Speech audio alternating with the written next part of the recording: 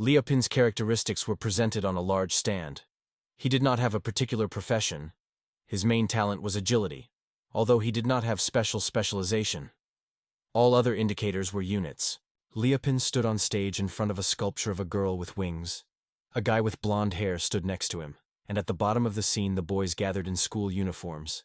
The guy standing in front of the stage began to tell that Leopin's status was unsatisfactory. He did not have a specific profession, and all his characteristics were single. Leopin raised his hand and looked forward. A blonde was near him.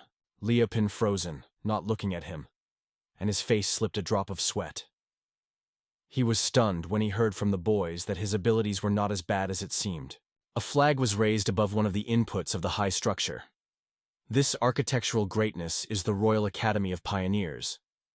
In this recently founded institution of young pioneers taught the skills of possession of different royal regalia.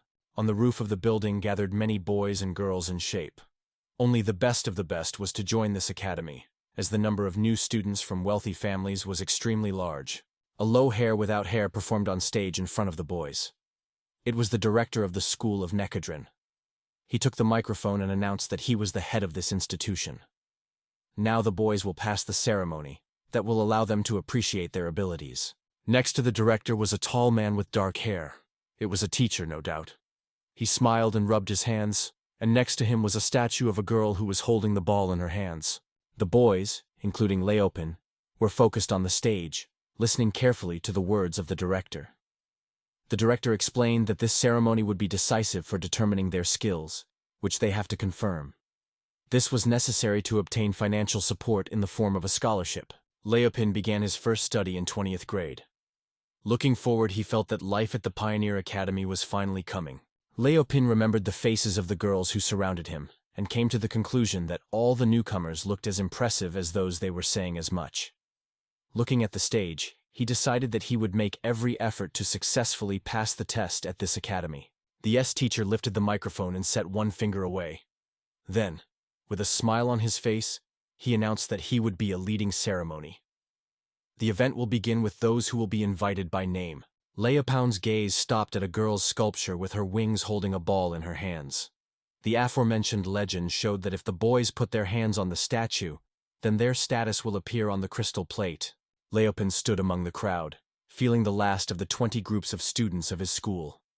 Suddenly, the blonde turned to him, began to correct his glasses, and with apparent interest, noted that he was very interested in what the status of Leopin has.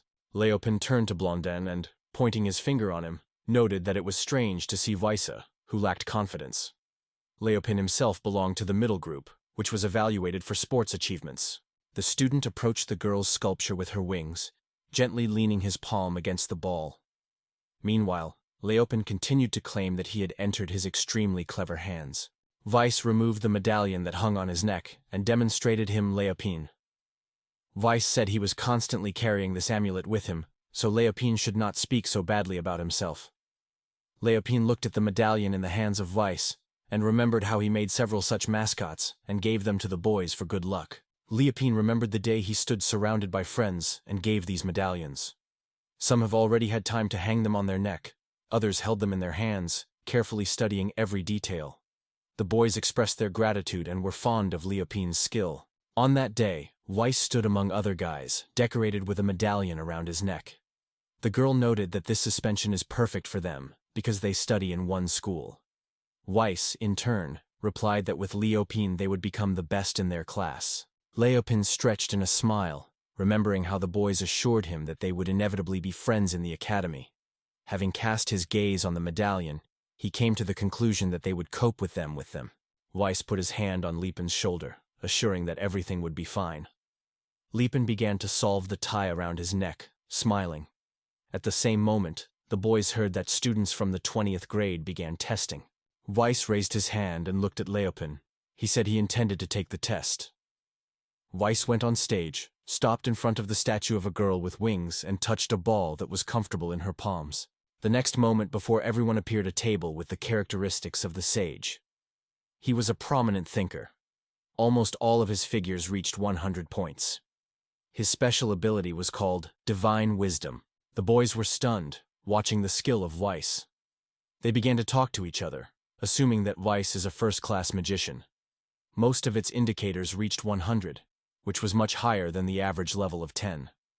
It was amazed by his skill. He was so stunned that he was in a hurry to release his hand from his hair. The director and the teacher, who always agreed, was delighted. They said that the character traits were wonderful. They can now count on considerable support. The height sat down a little and spread his hands to the sides. He stated that the boys around him should keep their applause for others. Weiss reached out in front of him and exclaimed that, despite his strength at the 20th level, the guys, will they not allow everyone to get acquainted with his wonderful friends? Weiss's medallion suddenly climbed into the air from his rapid movements. Weiss pointed to the center of the crowd, calling Leopold to take the stage. The boys standing next to Leopold began to pay attention to him. The fair-haired guy put his hand on Leopold's shoulder, announcing that it was time for him to climb the stage. Leopold looked at him and nodded in agreement. Nearby was a girl who sincerely wished Leopold good luck. Both the boy and the girl on the neck were flavored with medallions. Leopold rose to the stage to Weiss. They shook his hands, and Weiss assured Leopold that he was always nearby and should not worry. Holding the medallion in his hands, Weiss declared loudly that Leopold was a real master in all his hands, because he gave him this pendant as a sign of their friendship. With a smile on his face and scratching his head, Leopold moved to Weiss. Behind the boys stood a statue with a ball in his hands. Leopold approached the statue with the ball, reached out to her. Meanwhile, Weiss continued to emphasize that while the Weiss has this pendant, their friendship with Leopold would be eternal. Leopold must show what he is capable of. Leopold looked forward and realized that he was in vain. Friends will always be next to him, and this invisible thread of friendship will never break. Through the moment, the Leopold touches the ball that gently lies in the hands of the statue. A table with Leonda characteristics appears in front of everyone. He has no profession yet. All of its parameters are equal to 1 except for one ability that is distinguished against the background of others. It is a dexterity that reaches the spectacular 2000. Seeing his skill, Leopold froze and removed his hand from the ball. None of the boys could believe such characteristics. Leopold returns to Weiss and notices how he disrupts the amulet donated by Leopold from his neck. Weiss removed the amulet donated to him by Leopold, and with his determination, he threw him on the ground. Then he began to tread him hard with his feet. Leopold shuddered at surprise. He was stunned by the act of Weiss. When the Weiss finally crushed the amulet, he returned to Leopold and smiled at ease. After that, Weiss announced that the moment had to distribute his incredible friends among the boys. The first in the list was Masan, a person of great power. Weiss stood on stage, laying his hands, and smiled slightly. He was approached by a tall mason, who began to look carefully at Leopold. Leopold felt excitement and asked Weiss to wait a little. Next to the boys stood a statue of a girl with wings. Masan grabbed Leopold for his shirt and strictly ordered him to retreat. Leopold hangs in the air, frightened by what is happening. After a few seconds of a busy waiting, Masan sharply pushed Leopold sideways.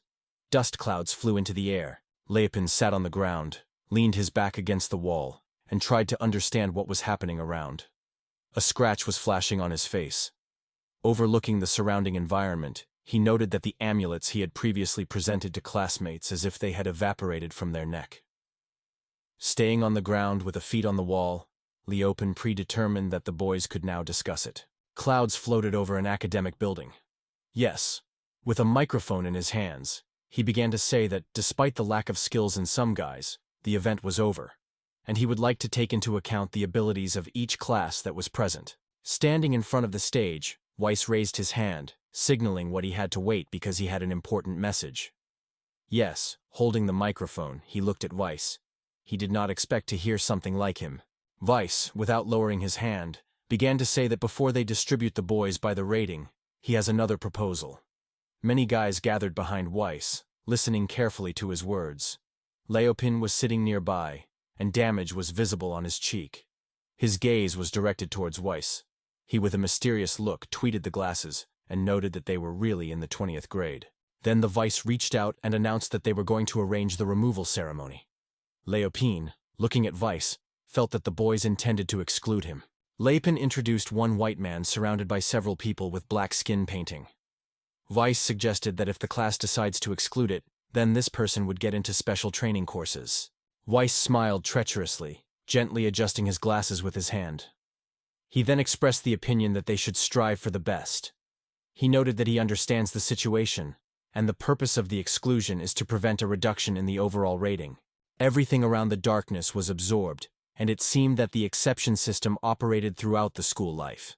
However, an exception to the deduction at the reception ceremony is not always a mandatory case. "So the vote begins," he said, and each of the boys began to raise his hand up. His face turned flushed with surprise when he saw his hands raised, not believing his eyes. Everyone voted unanimously. Yes, he began to wave his hands in different directions, laugh loudly, and then, smiling, stated that Leopen was waiting for a special training. Leopen, having parted on the wall, thought that nothing matters now. Standing on stage, he raised his hand and began to speak in the microphone that now, when the issue of exclusion is decided, it is time to declare class names, so all the boys have to listen carefully. 5 classes appeared on the board, which were located behind the ranks from the 1st to the 5th place. The championship took 11th grade with rank C, followed by the second stage of the 19th grade with rank B. In the 3rd place came the turn of the 7th and 20th grades, which also received the rank of C. Seeing the results, he began to speak in a microphone, which did not believe his own eyes. The 11th grade won 1st place. Second-class students, including Ms. Monica's holidays, have also achieved considerable success. Weiss leaned his hand on his chin, looking thoughtfully at the table with results. The boys behind him, checking their results, were in surprise that they were feeling easy to disappoint because they were in 5th place. Weiss began to nail and mutter under his nose that they received C, despite the fact that they removed Leopen from the class, and this happened because of the lack of absence of others. The girl stared intently at Weiss. "Yes, look away and start talking into the microphone, as if reading a telesouffler. Tell us about Monarch. That is, there is one good news for the guys. Yes, it begins to dug in its inner pockets and gets a roll of paper from there, while holding a microphone in your hands." He announced that in honor of the Monachob's debut, the first student who will receive treatment from her will receive a reward of 10 million yen. When the news reached the children, joy appeared on their faces. They began to discuss that 10 million is a sufficient amount to get a significant advantage over other classes. Weiss thoughtfully rubbed his chin and said that everything was clear to him now. It was he who deserved this award. If it is the best money and the most amazing girl, then undoubtedly it all belongs to him. The girl was standing near Weiss, and Eve suddenly attacked him. Leopen sat, leaning against the wall, supporting his head with his hand, and said that 10 million was definitely not his business. Suddenly he heard someone calling him. Before him was a blonde girl who looked at him carefully. The girl raised her hand, smiling, and jokingly noted that if Leopen did not remember her, then she was Monarch, and that they attended elementary school together. Leopen looked at her with surprise, unable to believe and heard. Sitting at the table, Leopen pointed to her and said that her name is Monica. Perhaps it is the same Plax Monica. The girl looked at Leopen in surprise. Monica, crossing her hands on her chest, denied that Leopen was wrong. She was no longer a pox. Leopen rose to his feet, having cheerfully stating that he had become clear, but Monta really grew. Monta looked at Leopen. Her cheeks were bad. She was impressed with his words. Leopen, having been in front of Monica, noted that although they had previously studied in different schools, now their paths were combined in one educational institution. Monica smiled, leaned to him, and, agreeing, said that she was looking forward to the beginning of study. Something attracted the attention of Monaco, and she raised her hands, turned to Leopen with the question of his well-being. She was worried about everything was fine with him. Touching the wounded cheek, Leopen assured her that everything was fine with him. Leopen looked at the Monarch and said that such injuries were familiar to her. In response, Monica with a smile put her hand on her lips and noted that Leopen was always her defender. She asked if he remembered it. Monica raised her hands to her cheeks, which were slightly red with shame. She then explained what she wanted to help Leopen with his injury. Leopen looked and slightly scratched the damaged cheek with his finger. Suddenly, Monica glowed the idea. She began to vigorously wave her hands in front of Leopen's face and assure him so that he did not move, because she immediately cures his wound. Leopen returned to Monica in surprise. Monaco cautiously pressed her palm on the wound on Leopen's face. Her face was a blush, and her gaze was directed directly at him, as if fascinated. She focused fully to cure this wound. Transparent bubbles began to emerge from her hands. There was no trace from the wound on Leopen's face, and a light steam was still leaving his cheek. Leopen touched his cheek and smiled, assured that he was feeling great. Monica put her hands together and smiled gently with him. Monica covered her eyes and smiled. Smiling widely, she asked Leopen how he felt. It was her first healing attempt. The sun was gently illuminating all around, and the clouds floated slowly over the castle. Leopen and Monica sweetly exchanged views. Leopen looked away, thinking about why it became so quiet here. The director, the teacher, and all the students were stunned. Their mouths were surprised. Several guys fell to the ground, repeating that they could not believe their eyes. Monica healed Leopen. The director and the teacher could not say a single word. The shrill cry spread throughout the territory, outlined by the tasks of the academy, so loud that even the birds flew from the branches of trees into the sky. Wysa nervously corrected the glasses and exclaimed that such just could not happen. It was absurd. Why did Miss Monica be given to someone like Leopen? Masson approached Weiss and began to say something to him. The boys began to ask why, for what reason he was so hastily expelled Lubin from the class. If he stayed, they would have received 10 million. He has to take responsibility for it. After these words, he felt his teeth tight and looked at the boys again. Weiss waved his hand in front of one of the girls. She scared her face with her hand. Weiss started screaming annoyed, ordered everyone to silence. When they decided to exclude Leopen, no one denied. There was no gate from this decision. Monica lifted her hand to his face, listening carefully to the young man's loud voice. Leopen was nearby, immersed in his thoughts, turned his gaze. Monica approached him. He machine honorable chin, immersed in reflection. They sought to discuss the situation, but the circumstances did not leave them for that time. Monica, Leopen, and Monaco looked together where the noise came from. Two girls were standing nearby. One of them was holding a sword sleeve. She was called Oneska, and the other, in a dark hood, answered Shinobuko. Oneska approached Monica. Monica intended to ask Oneski what happened, but did not have time. Onesko suddenly began to shout, asking if she could help Monica something, because the first healing of the saint is considered extremely important. UNESCO glanced at Monica, pointing her hand towards Leopen. She stressed that Monica was wrong, giving the first healing to such a person as Leopen. Leopen of the Otter, from Herd. Shinobuko, looking at Monica, said she fully supported the words of Onisuku. Many are good at presenting a real gold for the first treatment of Monica. Monica went forward, stood in front of Shinobuko, and advised him to treat the Leopen politely. She, having her chin with her hand, said it was just silly. Leopen and her granddaughter stood next to the boys. Shinobuko focused on Leo Penny, and pointing his finger on him, noted that giving him his first healing was quite reckless. Leo Pen was surprised to raise his eyebrows, heard surprise. He wondered what kind of nonsense this girl carries. Monica clenched her hand into his fist, and stated that Oneska and Shinobuko should follow her manners, and not offend Lepina, because he means a lot to her. Shinobuko gently took Monica by her hand, and Oneska, covering her smile with her hand, advised her to calm down and be careful in the future. Behind was a girl in a black dress, stunning her mouth with her hand. Lee Apin watched everything that was happening. The director and teacher were frozen with his mouth open, unable to say a word. But suddenly the thought was, so.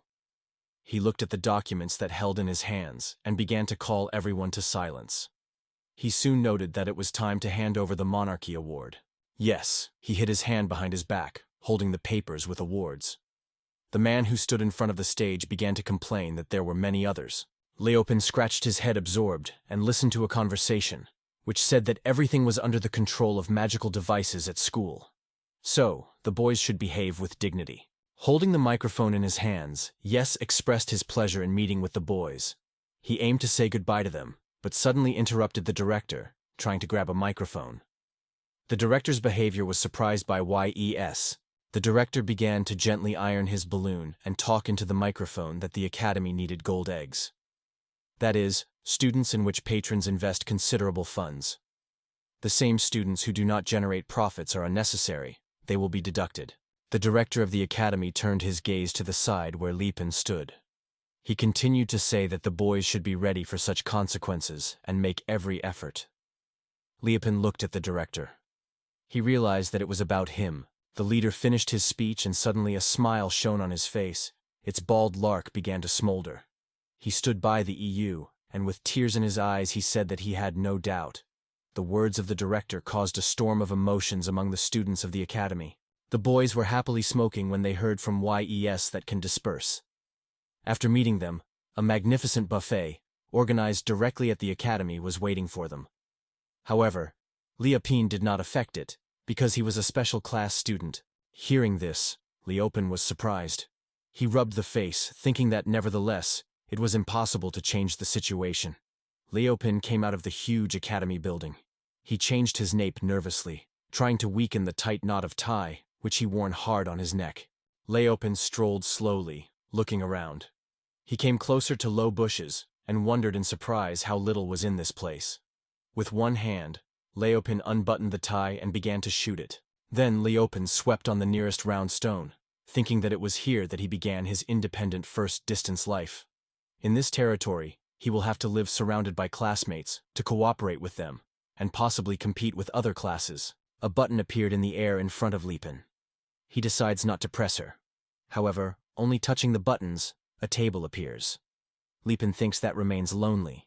He is confused why he has no profession, although his agility has reached a considerable level. Liupin conducts a close examination of cells that reflect a variety of skills and characteristics in his table, when his view is delayed on two cells that promise an increase in the speed of movements and coherence. Liupin rubbed his chin with his hand.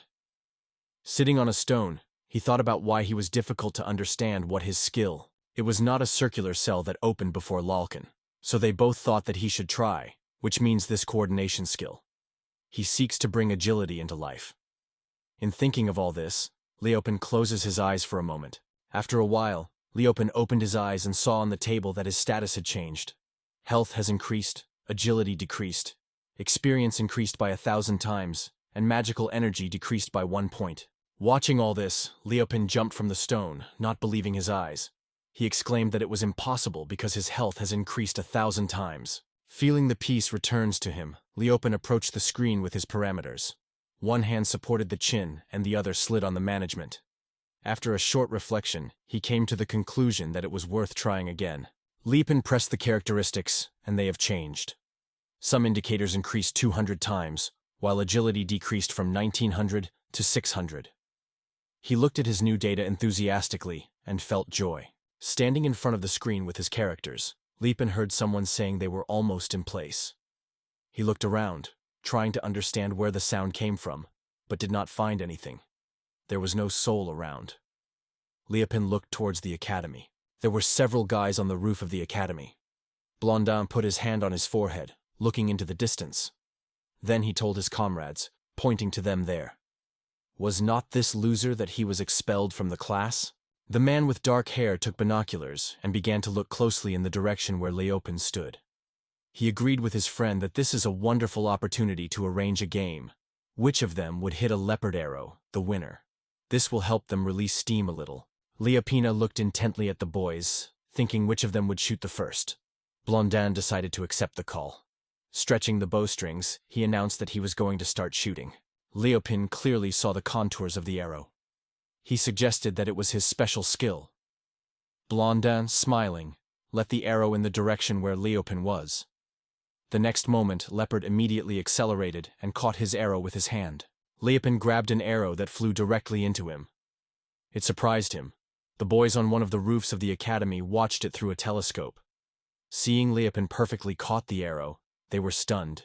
The boys who were on the roof of the academy were worried and began to discuss that Liupin could not catch the arrow so easily because he was not even a master of martial arts. They began to tease him with various nicknames, and Liupin, meanwhile, carefully monitored their reaction. Liupin carefully touched the edge of the arrow, trying to understand what was happening to the boys. It was embarrassed. He returned the arrow to the owner. With his breath, Liupin threw the arrow towards the academy with force. It easily cut the air, leaving the scattered trace. 3 guys standing on the roof of the academy, the arrow.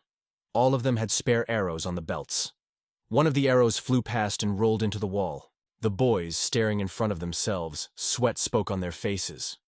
They were frightened and could not even imagine that Liupin was capable of this. The rusty metal rolled into the wall behind their backs. like a demonstration of its strength. In a moment the boys were on the floor, their arrows were scattered around. The panic whisper filled the room, because everyone was convinced that Liupin was able to turn the arrows. But how can it be? This clearly exceeds human capabilities. Liupin is a real monster. Liupin raised his hand to the forehead, trying to see the boys on one of the roofs of the academy. His eyes opened to sight of the cluster of people on the roof. Liupin noted what happens when you shoot in the crowd. He frozen in place, not looking away from his hand. In his thoughts, anxiety raged, not the guys but his own strength. He never understood how it became possible. Liupin noted that his agility has increased significantly, so now it has become much more difficult to predict his movements. He exacerbated his senses. Thanks to the ability to focus, he could hit the target, which significantly strengthened his power. Liupin began to sit down and climb quickly, so it seemed as if he were losing his connection with his body. Around the leopard, the greens of shrubs and trees raged. Liupin raised his hand and began to consider it. He was immediately given the idea that he had lost his sensitivity in his fingers, but he reassured himself that only to return the ability to own movements and everything would be in place. Liupin's eyes shone, and a wide smile played on his face. He thought with a trembling that it was a real miracle. With such skills as he has everything. Liupin unfolded the table with characteristics, seeking to delve into the study of other skills. He was offered to apply his dexterity to change his profession, in particular, to become a logger, a runner, or a master of axe. Liupin studied the professions thoughtfully, thinking about what to start studying. The boys left the academy building, crossing the bridge. One of them was armed, and the other put his hands on his face and exclaimed that it was time to do housing construction. The girl answered that if they do not get the job to the end, then they would have to spend the night in the open. Liupin watched several guys of different heights, carrying axes on his shoulders, went to the forest. One of them stated that he was not going to spend the night in the open, because he has many more things with the team. The boys wished them good luck. Liupin turned his head towards the noise source and thought, if you think well, he also needed housing first. Liupin opened the screen with characteristics and began to slide his finger on it. Then he decided that it was best to start with the chosen, the profession of ranger, which helped to improve the skills of survival in difficult circumstances. Liupin looked at the screen, thinking that this skill is passive. However, its effectiveness is striking, because it is useful even when the owner does not activate it. On the screen, a variety of cells that appeared and disappeared in front of Liupin. Liupin went out to the forefront, simultaneously correcting the gloves. He thought that he would need tools such as knives and axes. Liupin sat down and picked up a stone from the ground. He understood that those that combined strength, endurance, sharpness, and cracks were key. The size and shape were of great importance. Several guys armed with axes suddenly appeared behind Liupin. They began to make fun of him, interesting questioning what he was doing in this place. Did it bring him a thirst for stones? Liupin turned in surprise to see who these people are. The dark-haired guy approached a tree with an axe in his hands, and smiling, noted that she probably left Liupin. Liupin should just move away. Liupin looked silently in the face of the boys, thinking that they could talk about him anything. Liupin raised a stone from the ground. He seemed to be quite suitable for his needs, but needed preparation. Liupin began to sharpen the stone on a large visor until he finished his work. Then he looked at the object and decided that he had come out of him. Liupin used a sharp stone to cut the thread that hanging from the tree. Thoroughly inspecting the stone, he decided that he is sharp enough. If you secure it with the same stone, a good axe will be obtained. Liupin raised his hand with a homemade axe, stating that now everything is ready for action. He has a forest stone axe in his hands. Suddenly the clouds parted, and a pillar of sunlight shone his figure.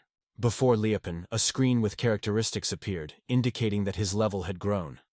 Liupin was very surprised because I did not understand how possible. He did almost nothing to earn such an increase. Having considered his features, Liupin found a new profession, the evaluation that appeared at the School of Professions. Due to this, its agility increased from 600 to 700. Liupin was surprised to look at the screen, struck by what he saw. He noted that his agility had grown as far as hundreds.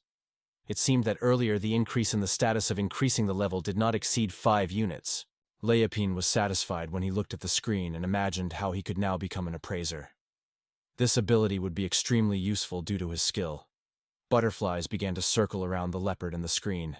While looking at the characteristics table, Leopen changed his profession to the appraiser. Then he took the axe and noted that it was time to test a new role and to evaluate the cost of the axe, created by his hands. Before the eyes, all the characteristics of Leopen axe, its quality reached the level of 10. Due to the various bonuses, the main advantage of this axe is that its cutting ability exceeds the capacity of a conventional iron axe. Leopen could not believe his own eyes when he read the description of this axe. Lifting the tools above his head, the young man exclaimed that it was really incredible. The boys from the academy worked nearby, cutting down trees carefully. They breathed hard with exhaustion, but they still watched with curiosity how Leopen happily honors his axe. The guys from the academy looked from the tree, pointing their views on Leopen. They joked that Leopen was so stupid that the axe was glad, as if it were the biggest treasure. In their eyes, he seemed trusting as a child. Leopen held his axe in his hands and heard each word. Leopen, cleverly changing the profession from the evaluator to the logger, quietly retreated sideways using the usual screen. At the same time, he wondered, will these guys remain so forever? Will they be able to change once? Changing the profession to the logger, Leopino approached the tree, getting ready to cut it down. The guys who watched him nearby did not restrain laughter. They began to discuss with each other how silly the Leopen looks like this axe when he was about to cut a tree. Leopen, having gained the acceleration, shouted louder. Then, gathering all his strength, he cut with an axe on the trunk of the tree with one powerful blow, which responded with a loud crack. Leopen looked at the tree carefully, and then took the axe again. Working tirelessly, he cut the hollow in the trunk, and in a moment the fluffy crown of the tree began to fluctuate. Leopen stated with surprise that the tree is falling now. The large trunk began to lean towards the guys from the academy. They were afraid of fear when the tree reached the ground, lifting a deafening roar. Leopen raised a deck with a smile on his shoulder, and stood in front of a fallen tree. The lush crown lay on the side, and nearby, who was sitting on the ground, and who were standing, huddled very scared guys from the academy. There were clouds of dust in the air. One of the boys exclaimed in surprise that he had been thinking Leopen had no profession. Leopard slowly, centimeter by centimeter, moved on the tree lying on the ground, with the intention to divide it into several parts. Leopen carefully considered the wooden rails he created, the characteristics of which appeared before his eyes. There were 10 units from the tree, and the quality level reached 11. This tree could be used in construction.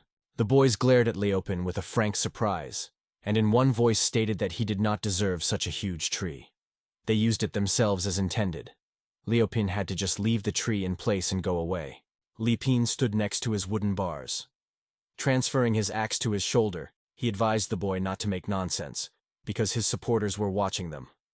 Armed with axes, who stood in front of Leopen, ordered him to be silent. Blondin and the rabies stated that they were not threatened by the loss of the rating if they offend someone like Leopen, which belongs to a special class. On the contrary, they can even praise them for such courage. Leopen, turning his gaze and thoughtfully hovering his face, suddenly said that he did not mean it all. Hearing his words, the boys were already frozen with his mouth open. They were puzzled by such a response from Leopen. Leopen, putting his axe on his shoulder, calmly stated that they had just become part of this academy, as the boys did not want to disgrace their supporters. Hearing the words of Leopen, the boys engulfed anger. Their faces flashed from rage. They were disturbed. They rushed to Leopen, promising that they would certainly overcome him and advise him to flee better. Leopen, however, remained stationary, quietly holding the axe on his shoulders. Leopen sighed heavily and stated that he had no choice. Taking an axe in his hands, he opened a table with characteristics. Leopen has thought perhaps others have extensive combat experience, but it is the change in the profession that can be his advantage. The boys approached Leopen, to which he answered the activation of the ability to destroy weapons. Leopen knocked out their weapons from their hands. Realizing what happened, the boys immediately fell into a state of shock. Leopen looked at the boys with a calm and focused look. The fragments of broken weapons were circling around him. He felt like a real martial artist, demonstrating his talent for full power. The guy stood up and looked with distrust of their axe. The blades disappeared without a trace. He screamed loudly in the direction of the surrounding forest. No one could understand how that could happen. The boys, embarrassed by everyone who happened, looked at each other and raised their hands with palms up. They could not understand how it happened and began to discuss the situation with each other. How did it work out that they lost like Leopin? On the ground, part of the axe was lying along with its wreckage. The boys looked at it with anxiety and discussed what would happen if the whole class learned about their loss. They were in a state of complete hopelessness. Leopin watched them without looking and listened carefully to their conversation. The boys sat on the ground, thinking about what to do next. And suddenly the axe of Leopin's sticks, made of stone, crashed into the ground. This was a lot of them. The faces reflected pure horror. Leopin approached the boys and sat in silence nearby. They just looked at his smiling face. Finally, Leopin interrupted silence, asking if they decided on further plans. The boys were confused. Panic swept them, and they packed. The boys jumped on their feet and, waving their hands, began to flee from Leopin, closing the crying faces with their palms, begging for forgiveness. Leopin looked at their retreat in surprise, and then stood up and grabbed an axe. A glow broke out above his head, which symbolized the level of level. Leopin launched a table with characteristics and noticed that another profession, carpenter, was available to him. It could not comfort him. Leopin, with a smile examining the scheme, felt like a master of all his hands. The profession of carpenter was perfect for him. Having connected his palms, he solemnly announced that he had already decided everything. He would start erecting his own home. A majestic panorama of mountains and forests opened around him. Leopin smiled and wrapped the sleeves of his white shirt. He noted that now that he has changed the profession to carpentry, it is time to try to bring up a home for himself. Leopin was still in the thick forest. Leopin raised his hand to his chin and turned away. Then he began to say that they would probably not be enough to think about transportation. Thinking a little, a great idea appeared in his head. Subsequently, Leopin made a cart of the tree. Having gained his creation, he was happy with his creation. Next to the trolley, Leopin considered its characteristics. The quality of the product reached 22. This trolley is indispensable for transportation of large cargoes. Leopin continued to make near the trolley. He decided that it was only necessary to cut and download the necessary materials. Meanwhile, boys from other classes were near the academy. Everyone was fascinated by their business, but at the same time spoke that they restricted their territory with this sign. Leopin walked in front of the cart, pulling him behind him. The cart was overloaded with wooden materials. Listening to the boys' chats, Leopin thought that he was surprised by the presence of a separate land for each class. Leopin leaned his hand against his forehead and looked away. He stopped the cart and thought about how strange it is not to know where his area is. But despite this, his senses and vision were noticeably aggravated. Leopin stopped in front of a wooden sign that indicated the beginning of the special training class. This place was called the landfill. Leopin was interested in a wooden pointer in the middle of a narrow trail. He said that its territory was located in the forest. This is what prevented him from finding it immediately. Leopin's possession was located in the depths of the forest, away from the lands of other classes. Leopin rolled one of the boards into the ground. Standing on one leg, he thought, although he loved to create different things, he has not grown to such a level of skill. Leopin began to knead his hands, while turning away and thinking that although he never built houses, he was still capable of everything through his skilled hands. By activating the construction skill, Leopin suddenly broke out of place and ran. Leopin skillfully treated the wood, turning it into boards that he quickly picked up and carried with him. As a skilled artisan, Leopin instantly folded the boards to each other. He thought about how one day he had to create a stone axe, design a cart, and take part in 3 battles. It's amazing. Leopin was already on the roof of a wooden house. In his hands, a few boards, which he completed the roof, flashed in his hands. He was thinking about how many trees cut down, and now he is faced with a real home. At the same time, despite all the work done, fatigue still did not overcome it. Leopin stared forward and smiled. He was convinced that a 200 endurance rate gave him a significant advantage over other guys. Clouds floated smoothly in the sky, reflecting in the gorgeous crown of trees and majestic mountains. Leopin, raising his hand to his forehead, joyfully reported that his home was finally erected. He stood on the ground in front of a wooden house that he built himself. Leopin evaluated the characteristics of the house. Its quality level reached the mark 22. 3 bonuses were added to agility and profession. The house was built of high-strength wood, which made it resistant to earthquakes, fire, and corrosion. Leopin put his hands on his belt, looked up, and said that he first had done a good work. Hearing the voice behind himself, Leopen turned. Leopen turned his gaze on the girl. It was Monak. She was behind Leopen, spreading her hands wide. The Makon frozen on the spot, looking with a passionate surprise to the house, built by Leopen. Monica hugged herself with her hands, feeling a slight trembling. She said in a quiet voice that the day had not ended, and still Leopen was able to create such a wonderful house. In an instant her face was illuminated, and she said that these news could not but rejoice. Monica clenched her hands into his fists, and smiling happily, began to swing them quickly in different directions. She glowed with happiness for Leopen's success. He stood in front of her, enjoying the well-deserved praise that poured in his direction. Monica connected her palm and looked closely at Leopen, and then at his home. Leopen, leaving his head with her hand, calmly noted that if she liked this house, he could reduce the same for her. From these words, Monica did not hide her astonishment. Monica looked at Leopen with timidness. Her face was scattered. Leopen answered her with a friendly smile. The young man began to discuss the construction plan for Monica. He needed more firewood.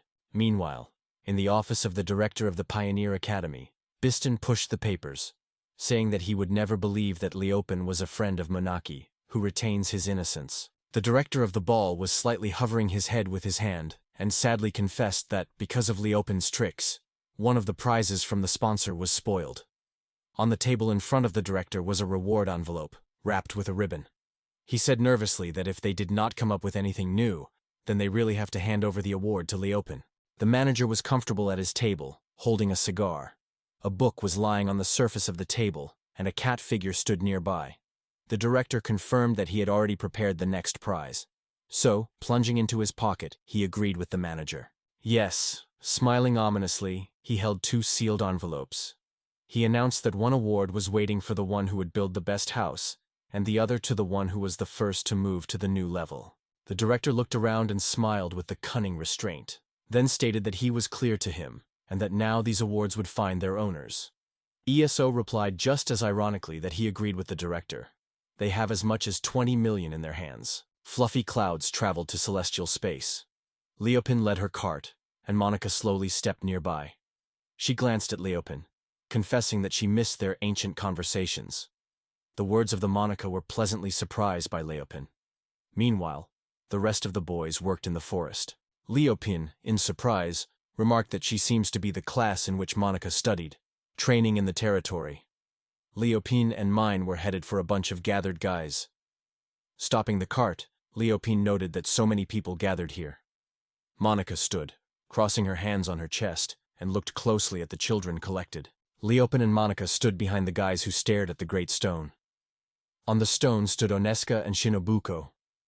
Leopen and Monica exchanged puzzled views. After a short pause, the Onassis squeezed his fist and loudly stated that the council was offered to build a housing for the Masonics. Next to her stood Shinoboko, which attached 2 fingers to her chin. Then Shinobko, pulling her fingers forward, picked up the words of Oneski and stated that Lady Monica would be a future holy princess. That is why she and Oneska decide whether this home is suitable for her. The boys were delighted with this news. People in the crowd glowed with joy. They expressed their enthusiasm and discussed how everyone was ready to make every effort to build a house for Annika. Monica looked at the girls in surprise and stated that she did not understand what she was talking about. Leopen scratched his cheek, also having any idea that this time the girls were thinking. Thinking a little, Leopen expressed the opinion that apparently the girls invented a competition on the topic of the monarchy. Hearing this, Monica looked at him in surprise, and a light blush appeared on her face.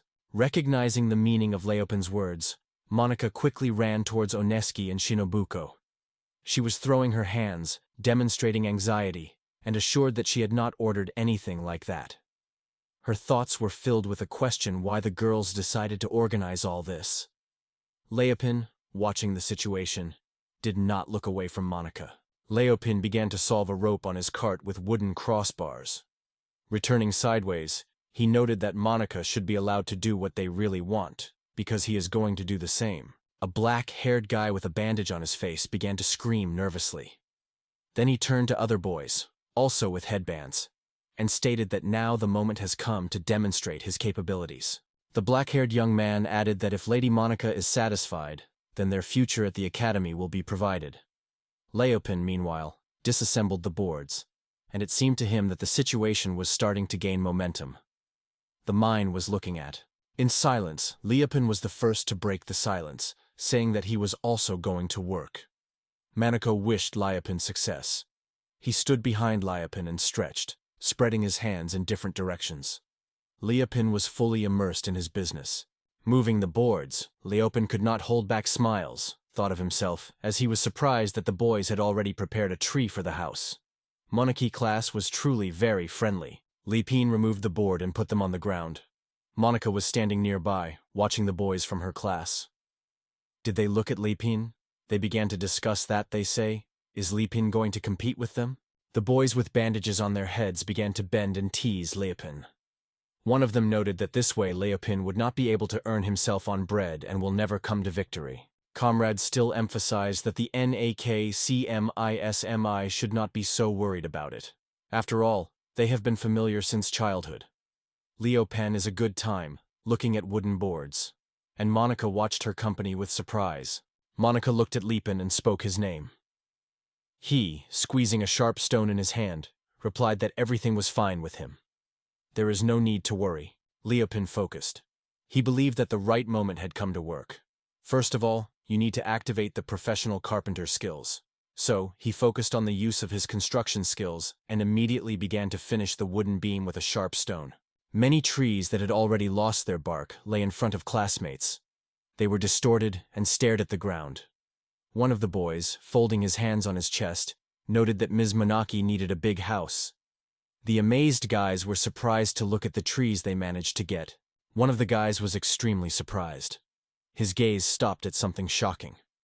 After that, he gestured to the palace on the side and advised the rest to turn away, because this sight was not worth the attention. A man with dark hair turns with others and asks why everyone is surprised. After all, only Leopin works there. All the boys looked towards Leopin, who cleverly built the frame of the future house. They did not have no idea how skillfully he was able to build. The boys with open mouth looked at the frame of the house. They were vividly disgusted that Leopin could not do it all alone. Uesugi and Shinobuko, together with others, watched Leopin's work. Shinobuko confessed that it was affected by its speed. Leopin held a sharp stone in one hand and a wooden board in the other. The boys around him noted that Leopin UDE managed to reduce the second floor, and even those who have construction skills could not be compared to his skills. The boys from the class of Manaki looked at the work of Leopin with surprise, and later, one by one, found themselves on the ground. They were shocked, and they could not understand how it could have happened. Over time, a complete wooden house stood before Leopin. Considering its peculiarities, he appreciated the quality of the structure that reached the level of 23. This house had the same features as Leopin's own home. Leopin looked at his work, satisfied with his hand. Monica, leaning her chin on his palm, looked at the windows and the house itself. Next to the boys were a girl with dark hair. Leopin, looking at the house, was delighted to note that it was the perfect place for Monaki. When he disassembled the materials found by the boys, he came across a cinema, which he would very much need. The Monica, in turn, could not take a look away from a house full of grip. Manaki slammed her hands. A light blush came on her face. She said the enthusiasm that she was incredibly grateful to Leopin and could barely believe that he had built such a beautiful home for her. Monica was embarrassed that she did not even hope to receive such a gift from Leopin. He, with a smile watching her, noted that he is very pleased to see her rejoicing. Suddenly Manaki attracts attention. She turns to Leopin in the middle of a crowd of boys, noting that he has dirt on his face and offers it to wipe it. However, Leopin points out that everything is fine. Hearing their conversation, the surrounding people fade away from the surprise, widely outlined their mouths. Leopin stretched his hands in front of him, warning the Manak so that he did not fit too close. Otherwise, it can smell his sweat. Manako, holding the raft, cheerfully replied Leopinu that sweat was a sign of a true carpenter's master. Monoka gently wiped Leopin's face with her handkerchief.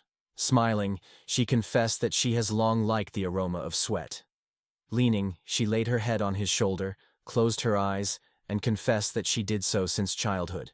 Manaka's eyes were rounded and the face was in red. She immediately bounced from Leopin, shouting that she was asking, because such an act was extremely impolite. Leopin, surprised, considered her confused facial expression. Monica, covering her face with her hands, rushed to flee. Leopin, stunned, escaped her look. One of the people around you asked if everything was fine with the Masanka. Leopin looked away, embarrassed by Manaka's behavior, which he could not understand. At this point, an unexpected guest came to the house, erected by Leopin. A young man with blonde hair and glasses stood in front of the house. He was called Weiss, and he was a freshman who studied in the 20th grade. Children from different classes gathered around the house, built by Leopin, looking interested in looking at him. Leopin himself stood side by side, one hand slid in his pocket, and the other thoughtfully scratching the nape. Weiss, having corrected the glasses, said he could not believe that this house was built by Leopin. Since he does not even have profession, then if it is true, why is he, one of the wisest in the academy, should be done designing?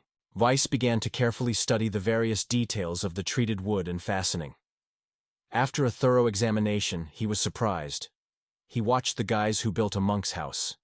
Then the Weiss began to indignate loudly, saying that, for some reason, the house was so unsuccessful. Several guys standing behind the Weiss looked at the house erected by Leopold, and unanimously noted that it looks really cool. Weiss turned to listen to talking to these guys. The young man in the dark hood, along with the rest, opened their mouths with surprise, asking if Leopin was really able to erect such a house on his own. Weiss, clamping his teeth from rage, looked angrily at these boys, who discussed Leopin's abilities. A girl was in front of the woman, showing a rope, and declared that they were erected a house. She explained the visa why there was such a big difference between their home and the house of Leopin. Leopin may not have to be expelled. The visa ordered everyone to silence. Why he corrected his glasses, pointed his finger forward, and raising his voice, stated that he was a sage, and only that was right.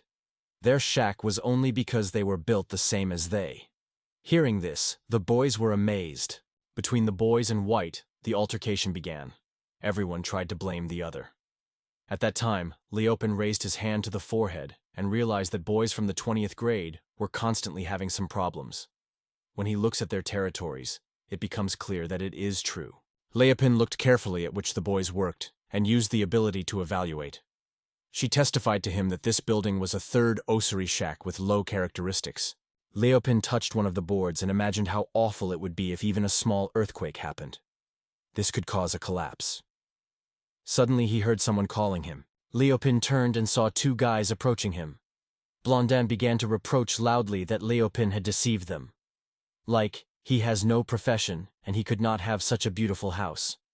Leopin scratched his head, assuring that he did not understand what it was about. Blondin approached Leopin with determination and grabbed him by the collar.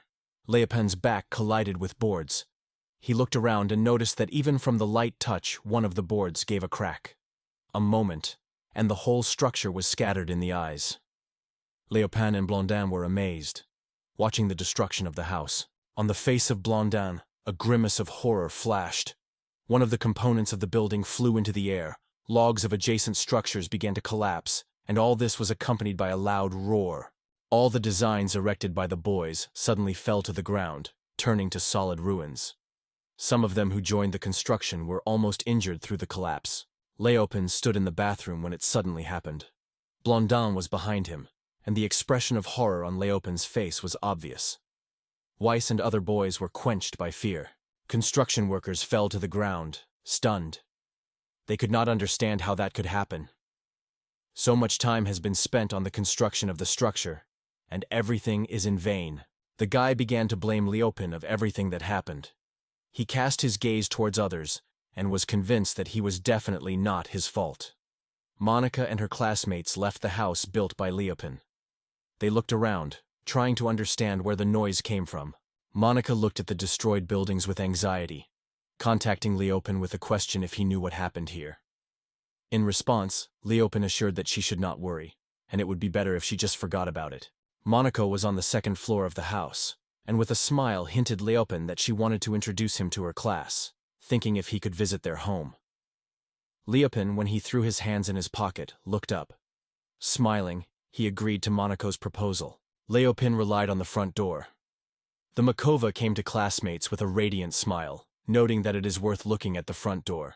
Double sliding doors, through which you can easily walk through. Leopin watched Monica with interest, who was enthusiastically told classmates about his talents. Monica did not cease to express praise for the skillful erection of the house, which was authored by Leopin. He listened to it with comfort and smiled. Oniski and Shinobuko suddenly appear next to Leopin, causing surprise. The girls are in surprise to discuss that they did not even imagine that Leopin was able to achieve such a wonderful result. Leopin asks them no longer frightening him so suddenly. Leopin, looking closely at the girls, noted that everyone in the class of Monaki is girls. He wondered, if you erect the space of the house, then everyone will be safer. Onesko and Shinobko were impressed. Leopin leaned his back against the door. After his hand away, he asked the girls, asking if they would really be safer. They stood silently and looked carefully at him. Then they joined the silence, claiming that they did not expect Leopin to be so attentive in the ring. Leopin said with a smile, for which he was just praised by the girls. Hearing the objection, he tensed a little.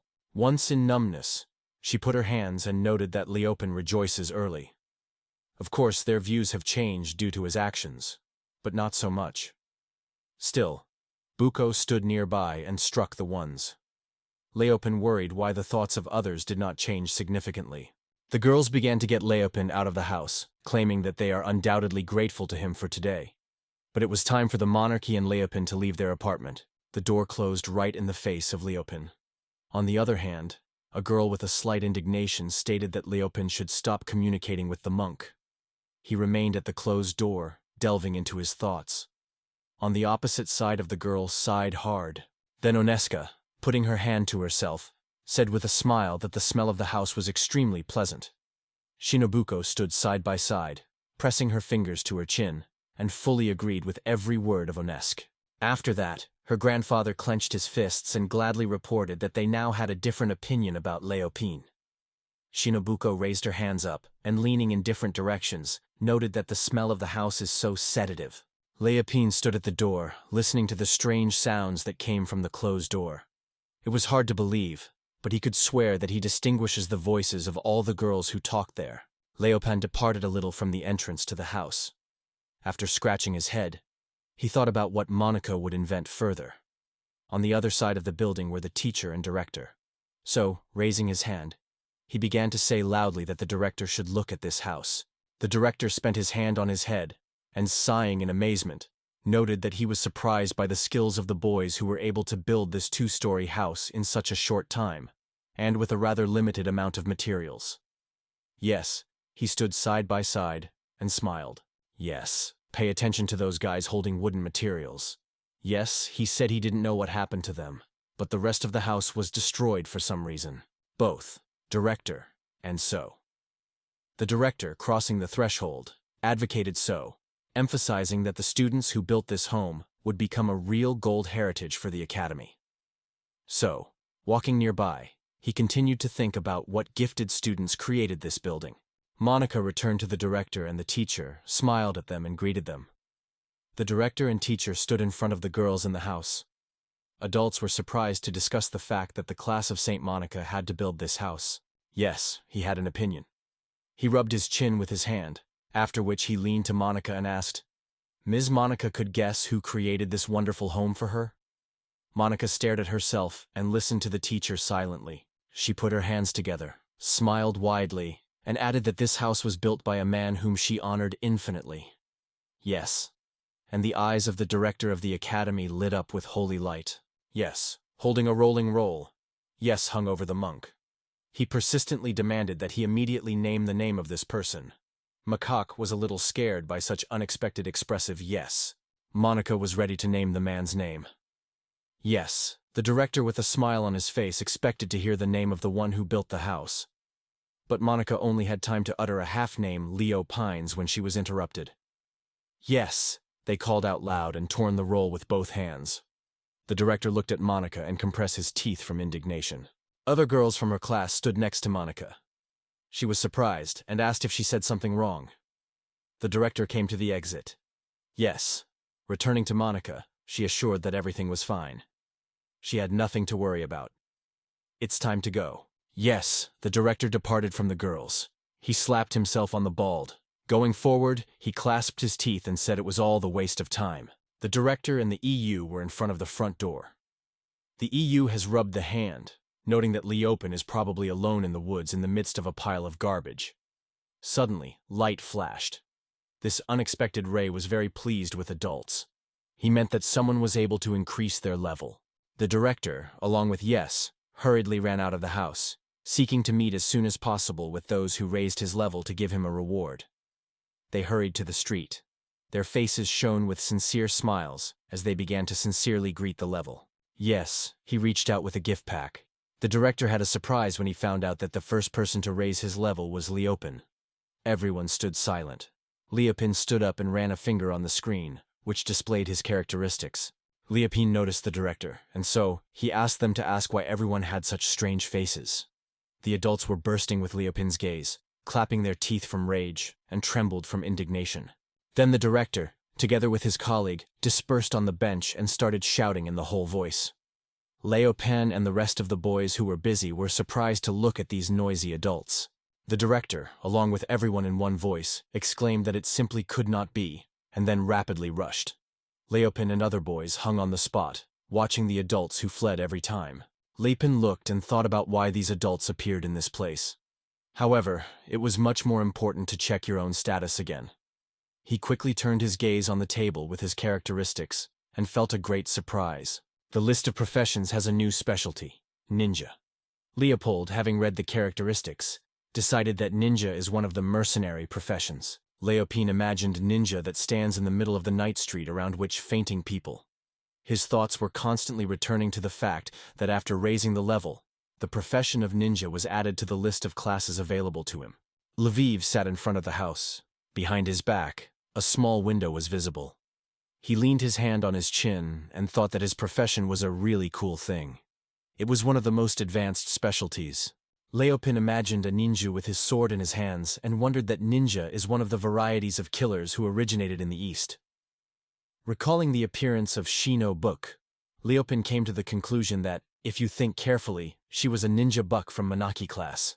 Leopen looked at the screen and thought that Shinobuko looked quite unusual. He reflected whether he would become a person without a profession, the same. Leopen looked at the table where Tesley's status changed to ninja with a unique speed, accuracy, and skill in throwing hand weapons. He decided that there was probably no point in worrying about it. Leopen lifted a small log and carefully put it on a huge stump. The smile did not go out of his face when he admired the work with the wood, thinking that it was time to make the surikas.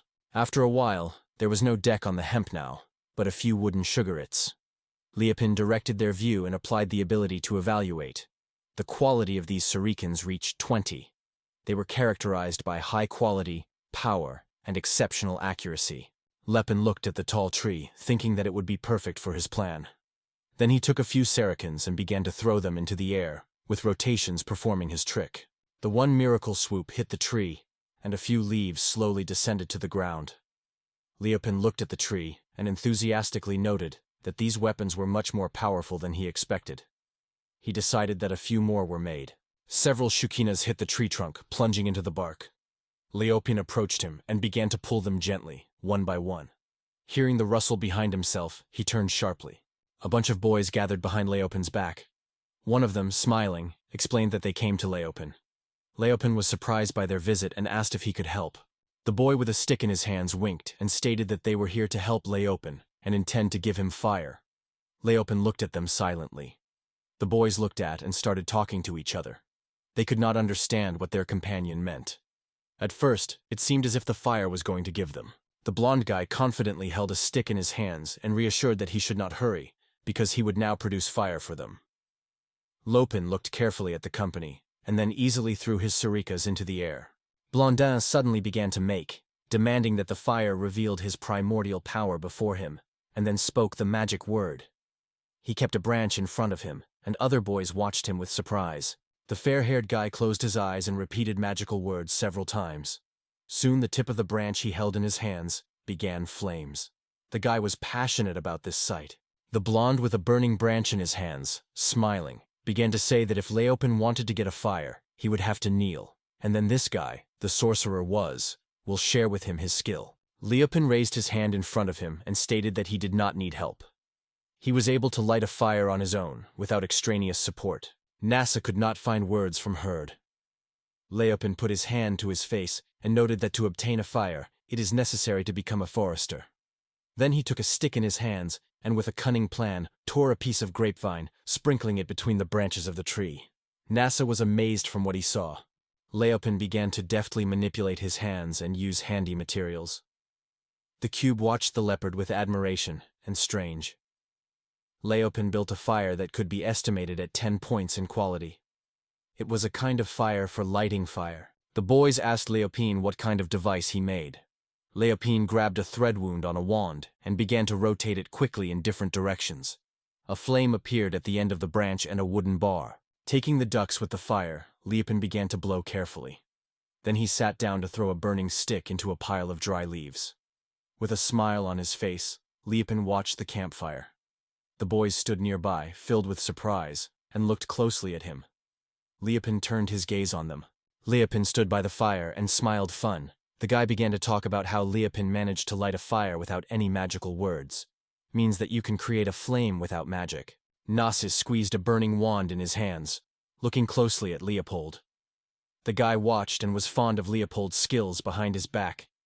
Suddenly in his head, he grew up in his head, and his face blossomed in an insidious smile. The pump was approaching the house of Leopin, holding a burning branch in his hands, and began to shout loudly with anger that now he would show the boys really a huge campfire. Leopin and the boys looked at him in surprise. Niso, having penetrated the house through the window, threw a burning head there.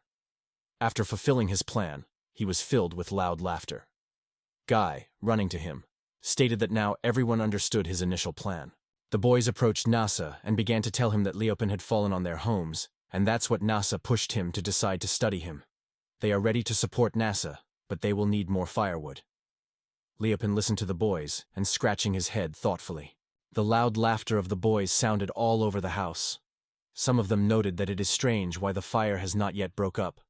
Deciding to look out the window to check, he saw a burning wand and lay on the floor indoors. Leopin confidently laid his hands on his belt and stated that his home would not be so simple. Still, because the building is built of refractory material. His opponent raised his eyebrows in surprise, claiming that Leopin's words sound absurd. There are no homes that are unable to burn. N also began to nail nervously. Other boys noticed this and said that Leopin had coped well with his task, and lunch was about to begin. The boys, slightly nervous, turned to Leopin with a smile to help melt the fire. Of course they could ask us, but he was radically different from Leopin. Leopin, looking at them, gleeked his teeth and honored his face, not knowing what to do next. Leopin lifted several shuriken, and seems to be ready to help the boys. They immediately noticed that Leopin was not at all like Pump. Leopin switched on his ninja Navitchik and began to throw the fiery shurikens away, while continuing to say that at least he did not try to set fire to strangers without permission. The fiery shurikens flew towards the guys who tried to evade them.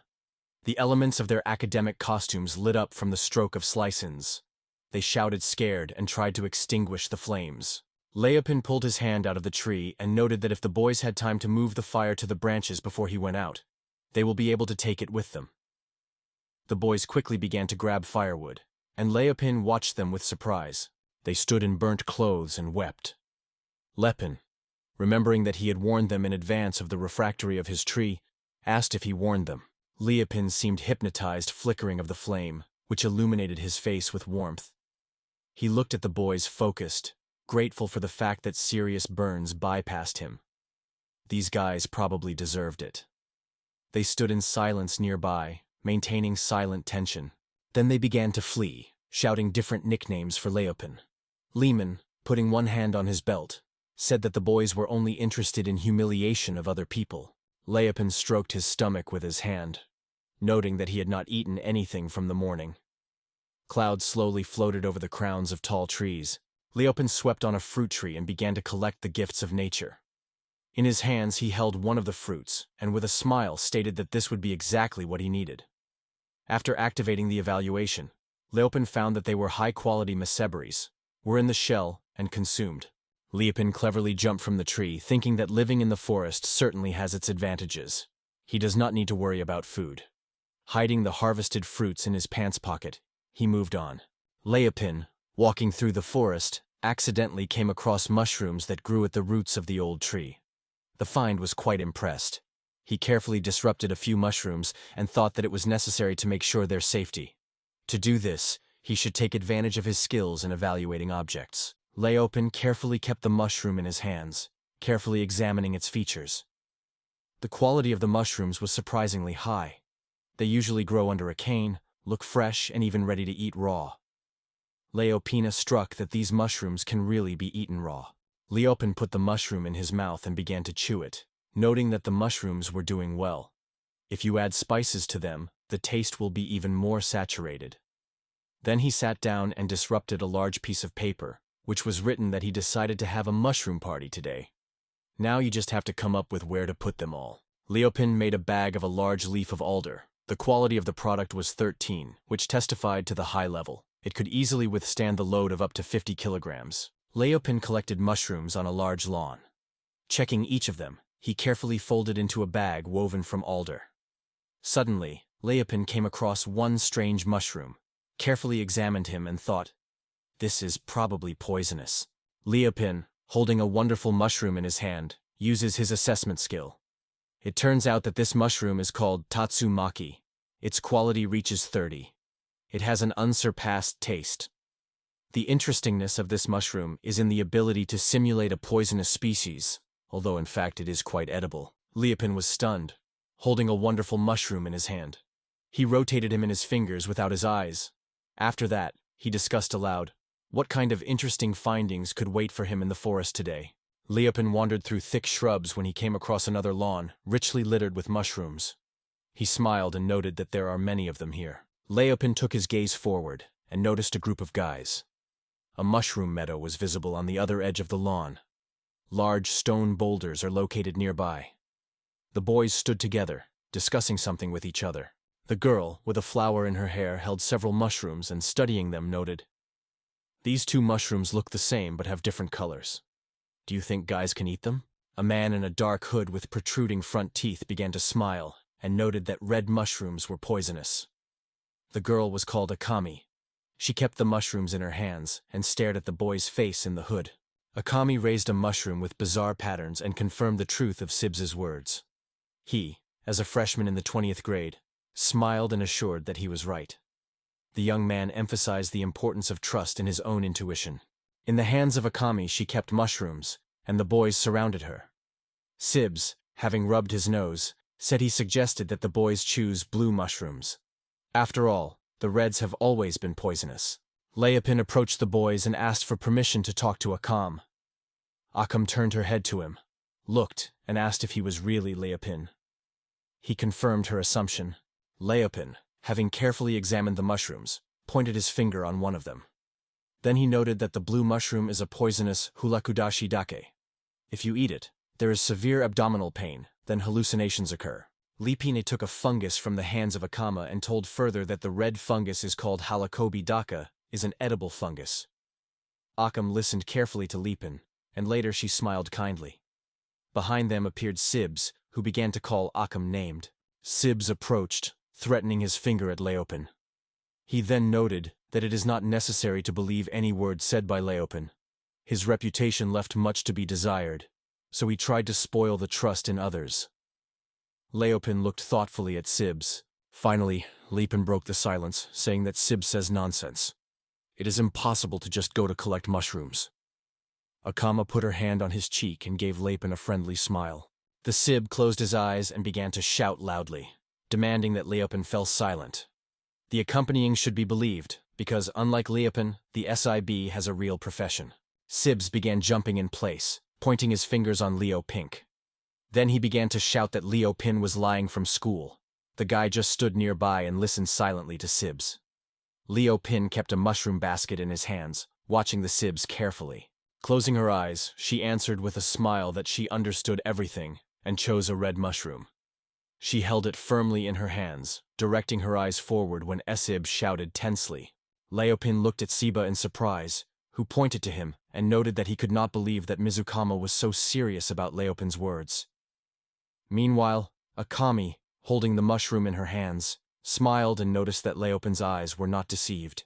On the lawn, near the roots of trees, many mushrooms with amazing hats have grown.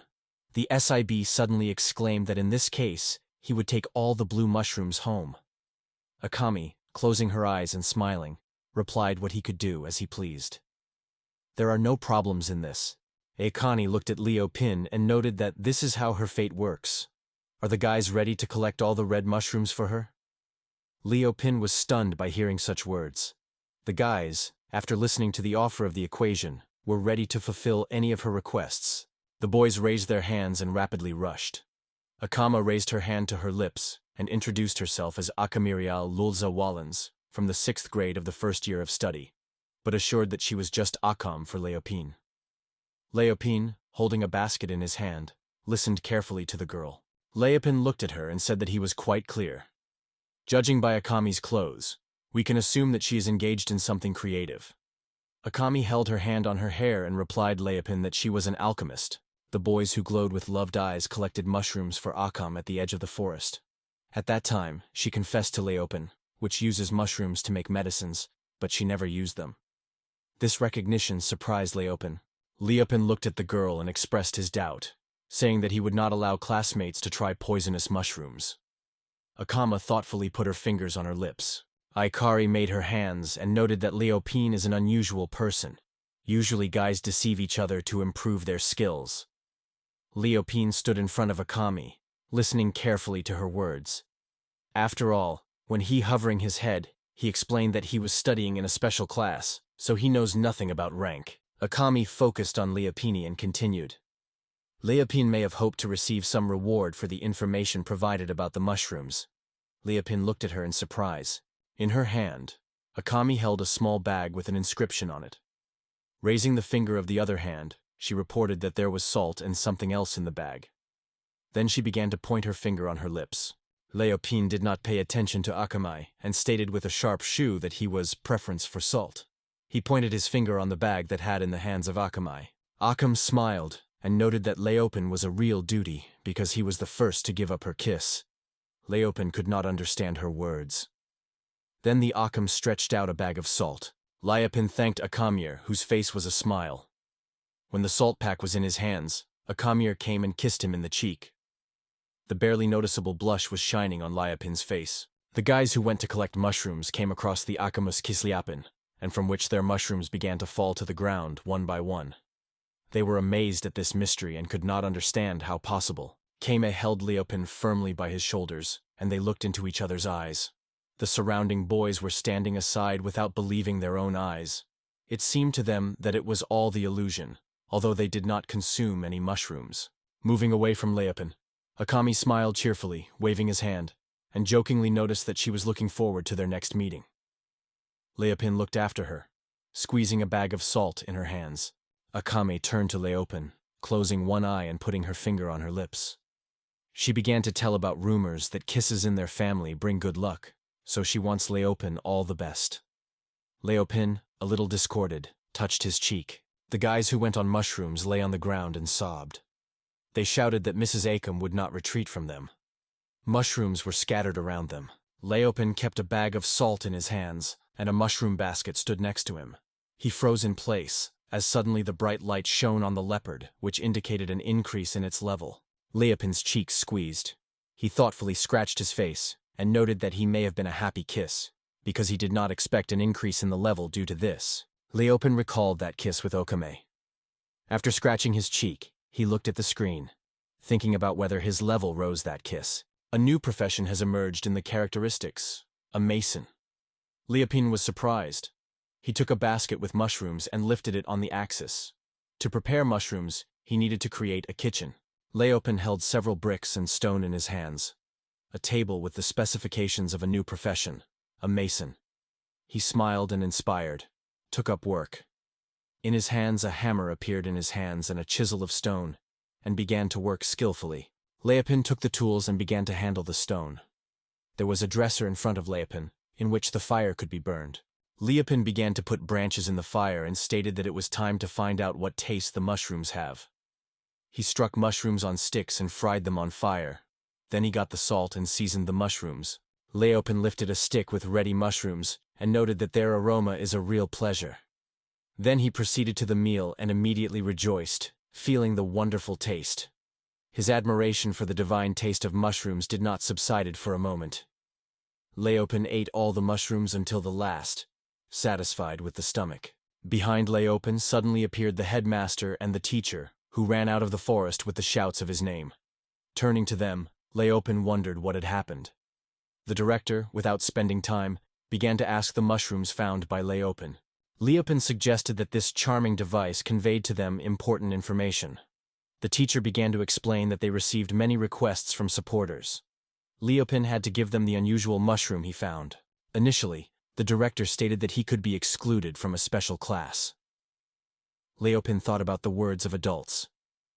Shortly afterwards, he confessed that he had already eaten this mushroom, which generally shouted at a surprise, and began to bustle nervously. Leopen was just surprised to look at them, too. The director and teacher suddenly cursed and began to shout the name of this strange fungus. Then, saying that they were tired of Leopen's presence, they suddenly picked up and escaped, leaving him to live alone, far from everyone. Leopen raised his hand in the design. What happened to the director and the teacher? After lunch, you should rest well and sleep. Leopen decided to go to bed and headed for his home. Nasosa's smile died in his memory, and he hesitated. If there are such jokers here, he did not see a peaceful sleep. Leopen decided to dramatically change his life and become ninja. When he climbed into a tree, he said that no one would disturb him here. Closing his eyes, he thought that today was surprisingly successful. Leopen woke up in the middle of the night, hearing someone calling someone. Looking, he saw Samanak, which stood under the tree, and called it. He shuddered from surprise. She lifted her head and saw Leopen. They began to discuss that Monaco had been looking for Leopen to thank him for the house he built, and she wanted to invite him for dinner. Leopen grabbed his stomach. He was hungry. Monaco, with a smile, noted that she had not seen the Leopen for a long time. On this, Leopen suggested that Monch join him. Monica kept a pot in her hands and confessed that she had not climbed trees for a long time. Lopez went down to the ground and asked Monica to wait. She put her hand to her face, showing surprise. Leopen built a ladder and put it on a tree. Monica was amazed at the speed with which he built the stairs. Leopen reached out, offering her help. Monica approached Leopen and stretched his pot. Their views met, and they froze for a moment, drowning in each other. Monica's cheeks flooded with a red blush of embarrassment. Leopen took the pot and reached out to the monkey's hand to help. They were both in a tree. Leopen cast his gaze on food in the pot and felt disappointing. Monica, smiling, noted that they were the remains from the celebration they warmed up to everyone. Leopen began to eat, not forgetting to express her gratitude to Monica for treating.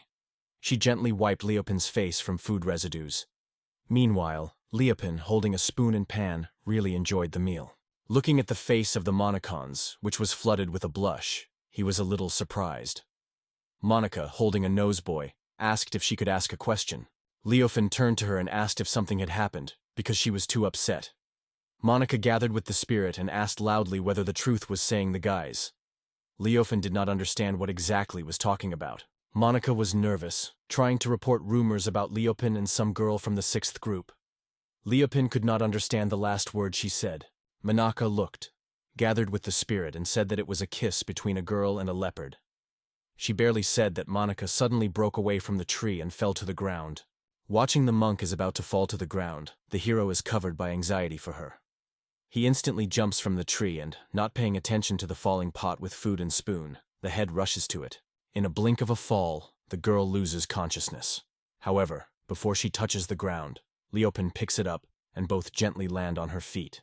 After a while, Monica gently opens his eyes, and the figure of the hero before her appears in focus.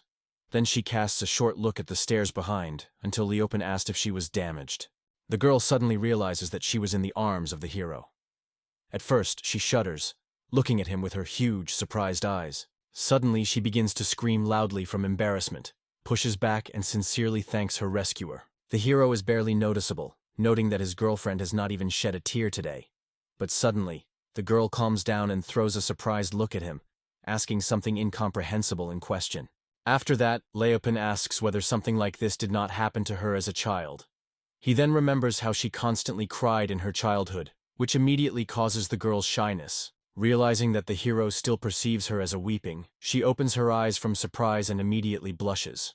As she asks, she shouts loudly, asking Leopine to stop, emphasizing that he is not more. Finally, he carefully puts Monica on the ground, and a barely noticeable shadow of dissatisfaction appears on her face, as if she were offended by something. However, in a few seconds, she still dared to say something. The girl confesses that the hero has not hugged her for a long time, and she was very sad for these feelings. He brings his eyebrows in surprise, and Monica, smiling charmfully with his eyes closed, unfolds a wide smile. Then he looks away and decides to take her home, just as he did in the old days. She is a little confused, makes a questionnaire as a surprise. The hero appeals to the Monacoa not to be ashamed, because her possible injuries can turn into a catastrophe. After these words, the girl agrees, and together, they head to leave the forest. Suddenly, Leopine takes her in her arms, as if nothing happened, from which she presses her hands to her chest and looks at him enthusiastically. After that, Monica looks into the distance, as if looking into the sky and then returning to the hero. She tells him that Tom considers his actions sufficient and shares these thoughts with him. He makes a surprised sound and looks at it carefully. The girl distracts his attention to the academy building and notes that other students live in the hostel. She worries that if they see it in this form, it can cause trouble. Leopine assures that he understood everything and suggests that she may not like it too. However, in response, she begins to shout and deny all his words. The girl explains that it is likely to cause a lot of trouble. However, he assures her not to worry if it is the only problem, and without stopping continues to go. Meanwhile, they are already approaching the place where the hostel is located. He begins to walk past people with a girl in his arms, and they immediately begin to indignate. Some only exclaims with disbelief, others ask questions, and the rest asks why the hero carries Miss Monica in his arms, calling him a scoundrel. Suddenly, one of the people extends his eyes and opens his mouth wide, asking, "Why?" At this point, another, standing nearby, begins to stub and show outrage, because he was convinced that only the heroes were allowed to carry the saint in his hands.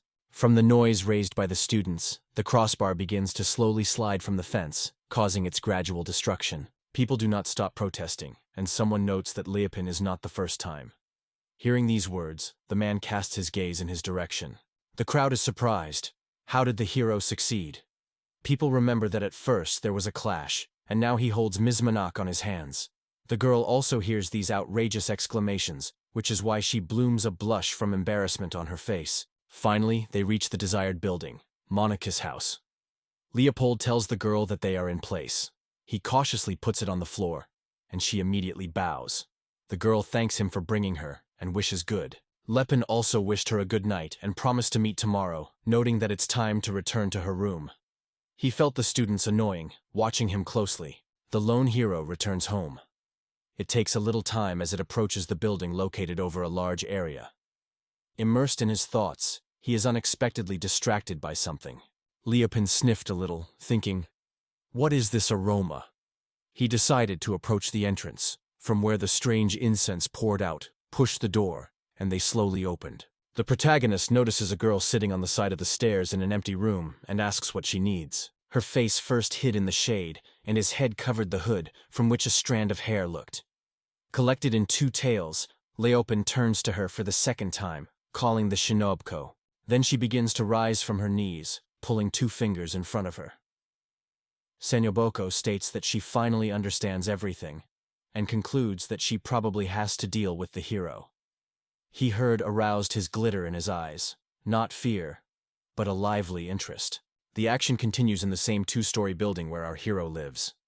Standing in the hallway, he asks a question to Shinobuko, trying to find out what she needs. Then, Leopin crosses his hands on his chest with all his peace, getting ready to listen to the explanation. The interlocutor, who sits on his knees with an invariably restrained expression, realizes that he, in fact, is quite variable in his mood. However, the hero replies that it is his remark, and adds that the girl came into another's home without warning, and even in the middle of the night. It does not bother it. She then tells that she watched him and noticed how he picked up the Monac in the air when she fell from a tree and lowered her to her feet. Leopin recalls this moment and asks Shinobuko if she followed them. The girl, leaning with one hand on the floor, pulls the other hand forward with two stretched fingers, starting to stand. She watches his actions closely and soon concludes that it was no doubt one of Ninja Novichok, the famous Inzuna throw. The girl notes that this skill, which even she, having devoted her entire life to the study of a ninja technician, has not yet mastered perfectly. After that, Shinobuko explains that the hero, who does not even has a special profession, was able to master the Inzune throw. He looks at her with big eyes. It begins to scratch your finger nervously and, without finding words, suggests that it may be just a coincidence. He then asks Shinobuko if he thinks correctly. However, the girl immediately denies the words of the hero and claims that it is no coincidence. Then she asks whether he will have a fool for a long time. And at that moment the hero plunges into reflections. Leopen clearly demonstrates interest in his face, as if hinting that a new idea is born in her head. Suddenly she gets up and extends her hands up, as if she was going to attack him. It is amazing her herself. When such a small and cute girl tries to look threatening, Leopen feels a light fun. The hero is overwhelming many questions, so he dares to ask if he is going to play the role of a frantic squirrel. In response, the girl begins to shout at full force. She, having recruited a sinister expression, rushes to Leopen with a rapid throw, and warns him with a cry, so that she does not even dream of her condescension, because she is not going to concede. The girl sharply rushes to the hero and tries to grab him, but he skillfully evades, simply retreating back and looking at her with surprise in her eyes. Suddenly, she realizes that everything went out of plan, and it is surprising. Turning her head, she looks at Leopen, and at that moment the hero recognizes the question in her eyes, and tells her that she has something important to tell her. He states that he believes Shinobuko should not try anymore. And then he thinks that he now has 201 points in agility, and hopes that this is enough. Hearing this, the girl rotates, first coughs, and then having pushed his eyebrows, declares the hero that he considers it funny. Once again, the Shinobuko is lightning at Leopen, trying to hit him. She breaks onto a cry, warning that he will not have time to evade every blow. However, our hero easily avoids her attacks, making only depressed sounds under the stress that has hanged over his body. The girl begins to fuss around the room, trying to strike him, and screams to restore his breathing. However, Leopen is completely focused on the duel, and is cleverly evading all her attacks. In the end, exhausted, she loses strength and stops, trying to breathe. She gradually begins to come out of herself. The indignation boils inside, and firmly clamped his fists. She asks whether the hero really took advantage of the skill of moving a ghostly body. As they are breathtaking, the girl acknowledges that Leopen reminds her teacher and perhaps even surpasses him. He reminds her that he had already warned the grueling of this task, emphasizing that he has 201 points in agility. Shinobuko silently follows him for a few seconds, but does not take his big eyes from the hero. Noticing this, he invites her to leave this world. At this fatal moment, the girl suddenly rushes to his direction. Initially, Leopen tries to understand what is happening, but then notices Shinobuko falls directly on him. It turns out that she broke off the stairs and jumped to grab it again. The girl calls for the hero to stop the nonsense and indignantly states that she cannot afford in battle. Leopen calmly watches this, without any hint of surprise in the eyes. He shatters left to avoid a blow. Shinobuko, understanding this, begins to fall on the floor and shout. From the unexpected development of events, our hero is a little confused, but realizes that we need to do something as soon as possible. A moment before the girl touches the floor, something stops her sharply. Leopen has time to grab the girl by the hood, and she falls on her knees. After a while, Shinobuko begins to feel as if something is grabbing her from behind.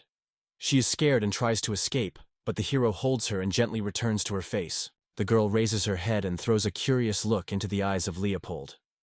He begins to scratch the nape of the nape, realizing that it is urgent to invent something, and decides to say that he finally caught her. After that, he invites Shinobuko to fall asleep, causing a girl amazement. She does not understand this situation and that the hero caught her, so she asks for it. Suddenly, her face changes. She seems to be aware of something and repels him with despair. The girl screams by asking whether the hero is going to make her something unworthy. Surprised and a little puzzled, Leopen asks what Shunoboko means. In response, she begins to shout, claiming that she knows that only one thing is made with the captive Kunuchi. Shinobuko adds that is well aware of this term. She does not have time to completely pronounce it when it stops unexpectedly, assuming that the girl is thinking about Boryutsu, the Japanese art of battle with a wooden stick. Shinobuko, focusing on a gloomy look and stamped, tries to pronounce the word that she kept in her head. After all, she can only on the third attempt. She talked about Budzutsu. The hero, looking at her with his big eyes, decides to ask the question again, and she tries to pronounce the word again.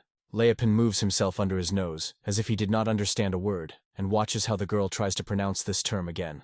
After all, she seems to be overwhelmed by anger again. Suddenly, dissatisfied with a sigh, Shinobuko returns to the hero. She is strongly pounding in his direction, and declares that Leopin will help her not only in Brajut. After that, she, with despair, requires answering her question. Does he also seek to catch Monak into his tenets? He falls into a stupor for a moment, but soon understands what the girl says, and immediately reports it. Leopin's, gently holding her hand on her head, notes that the girl believed that he could somehow damage the monks. Therefore, to protect her, she decided to kill him. However, the hero notes that the girl who was worried about Shinobuko is his best girlfriend since childhood. He assures that under no circumstances it will cause harm to her, but on the contrary, he will be ready to save. Hearing this, the girl began to look at Leopin with delight in her gaze. Finally, returning to Shinobuko with a warm smile, he urges it not to worry. In response, only silence. Stunned by his answer, the girl is inseparably staring in the face of the interlocutor, and her cheeks are filled with a blush. Suddenly, she begins to retreat, moving away from Leopin. However, it suddenly stirred and falls on the floor. Shinoboko, a little embarrassed, pulls the hood to the eyes, hiding behind his eyes, and begins to cough quietly. She promises that today will not cling to the hero, at least this time. After that, she grabs the windowsill and jumps out of the window with the intention of warning it. Flying out of the house, the girl shouts that the next time she meets with Leopin, she will certainly kill him. He has no time to answer, so he decides to just stand by the window and watch, listening to the loud screams that are heard around. In the end, the hero remains in the room and notices that his level has suddenly increased. He depicts parameters that reflect his profession and status. They contain characteristics such as life, endurance, stability, spirit, resistance, coordination, and others. Particularly distinguished is the agility that jumped from 1,000 to 1,100. Later, the hero notices that something new has appeared in the window of the professions available. Now he has discovered a new profession, a treasure seeker. Seeing this, the hero begins to rejoice. He is convinced that it can be useful during future research. He then looks carefully at the window of professional skills and notices that it has also been changed. A new skill has been added: hunting treasures that allows you to passively find hidden wealth. Understanding his features exhausted the hero so much that he began to yawn. He decided to lie down on the floor, noting that after all today's adventures, it is time to go to bed as soon as possible. Leopin thinks thoughtfully to the ceiling, imagining what trials are waiting for him tomorrow, because it will be his first day at school. However, he finds comfort in the idea that thanks to his skill, he can achieve everything. After these reflections, the hero falls asleep, but soon wakes up, quietly muzzled. He looks at the window where a picture of the night sky unfolds. Realizing that the night still prevails, Leopin decides to take a little nap. He feels drowsiness again, but after a while wakes up, opens his eyes and sits. The hero begins to suspect that something is happening, because he feels that he was asleep for glory. In the end, he decides to climb and approach the window, thinking that it seems that the window seems to the window. Suddenly, Leopin notices something suspicious and stops yawning. Looking out the window, he is surprised that nothing is visible from there. He says he has never seen such a thick darkness before, and when he touches something firm, he is suspected that something is wrong. It makes him strain. Leopin extends his hand forward, and under the influence of the force of the paper that closed the window, it breaks through it. He begins to look around and study the paper carefully, thinking, what is it? Over time, the hero begins to understand that he is in front of him, painted in black and glued to the window. Then a new question is raised in his head. Who could do it? Even if someone tries to take revenge, this method seems quite strange. Suddenly, Leopin lifts his gaze to the sky and notes that the sun is already high enough. Horror gradually outlined in his eyes, and sweat is leaning in large drops. The hero is aware that he got into the mess and breaks down on a scream that is terribly late. At this point, a tall man with a lush mustache, who was driving the event and sitting near a huge building, turned to the gentleman. He announced the completion of the morning introductory briefing and highly noted the students who gathered in the schoolyard. He reports that the classes will begin after lunch, but since today, the first day of study, he invites students to taste special delicacies. He also says that sponsors take care of students, and this news causes a wave of positive emotions among listeners who carefully monitor the deputy's speech. In the crowd, joyful exclamations begin. People who will receive bento. The man tells them that it will be possible to dine in the courtyard. Manaki, standing in the very center of the crowd, looked around uncertainly, trying to find the hero with his eyes. Where can he be? At this moment, they bring great gift boxes to the hall, which the man begins to give out. Suddenly, his thoughts shift to the successful surgery of Sonia, and an insidious smile appears on the face. The man remembers how last night, waiting when Leopold fell asleep, he covered his face with a handkerchief to stay unrecognized, did work with the window and paste it with paper. The leader of the event hiding his mouth with his hand, I am convinced that now the hero is unlikely to arrive on time. Thus, his supporters will see Leopold in this form and will be disappointed. The man is already anticipating a pleasant sight, and students notice it. One of them asks that he is not so, calling him a deputy, and the other replies that he has no idea what is being said. In the end, the man asks why Leopold is late, and then decides to distribute bento for a special training class. After that, he attracts one box to himself with a satisfied look. He wishes everyone a delicious lunch, and students start their meal. At this time, our hero, who is in a hurry, finally gets the building. Having entered the territory of the event, he carefully steps on his fingers and is surprised that there is no one in the restroom. Leopold realizes that time is steadily expired and is already preparing for the inevitable delay. Suddenly he raises his head and notices 3 flags that turn in the wind on the opposite wall. The hero notices that the flag that hangs in the middle stands out in a different color among others. He looks at him thoughtfully. Why does this flag have such a strange shade of black?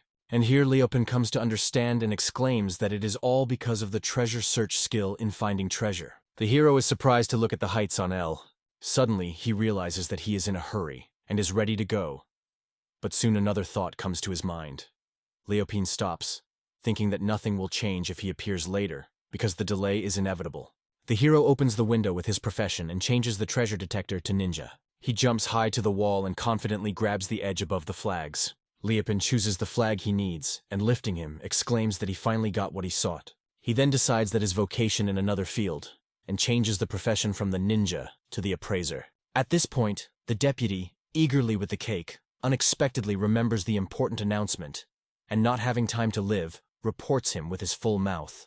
It reminds students that they need to decide who will become the president of this school. Then the man adds that this will happen not through elections or duels, but by searching for rare objects in the academy. The deputy reports that somewhere in the school premises, he hid an object given by one of their supporters, and this causes a real intrigue among the students. Everyone thinks what it is for the subject. However, the man does not answer their questions and continues the broadcast. He states that the student who will bring this person will become the president of the student council, but the deputy decides to give students one hint. He says that this rare thing is as best possibly disguised as something ordinary, hidden under the cover of the everyday life. Students are increasingly interested in this topic, ask many questions, and make their own assumptions.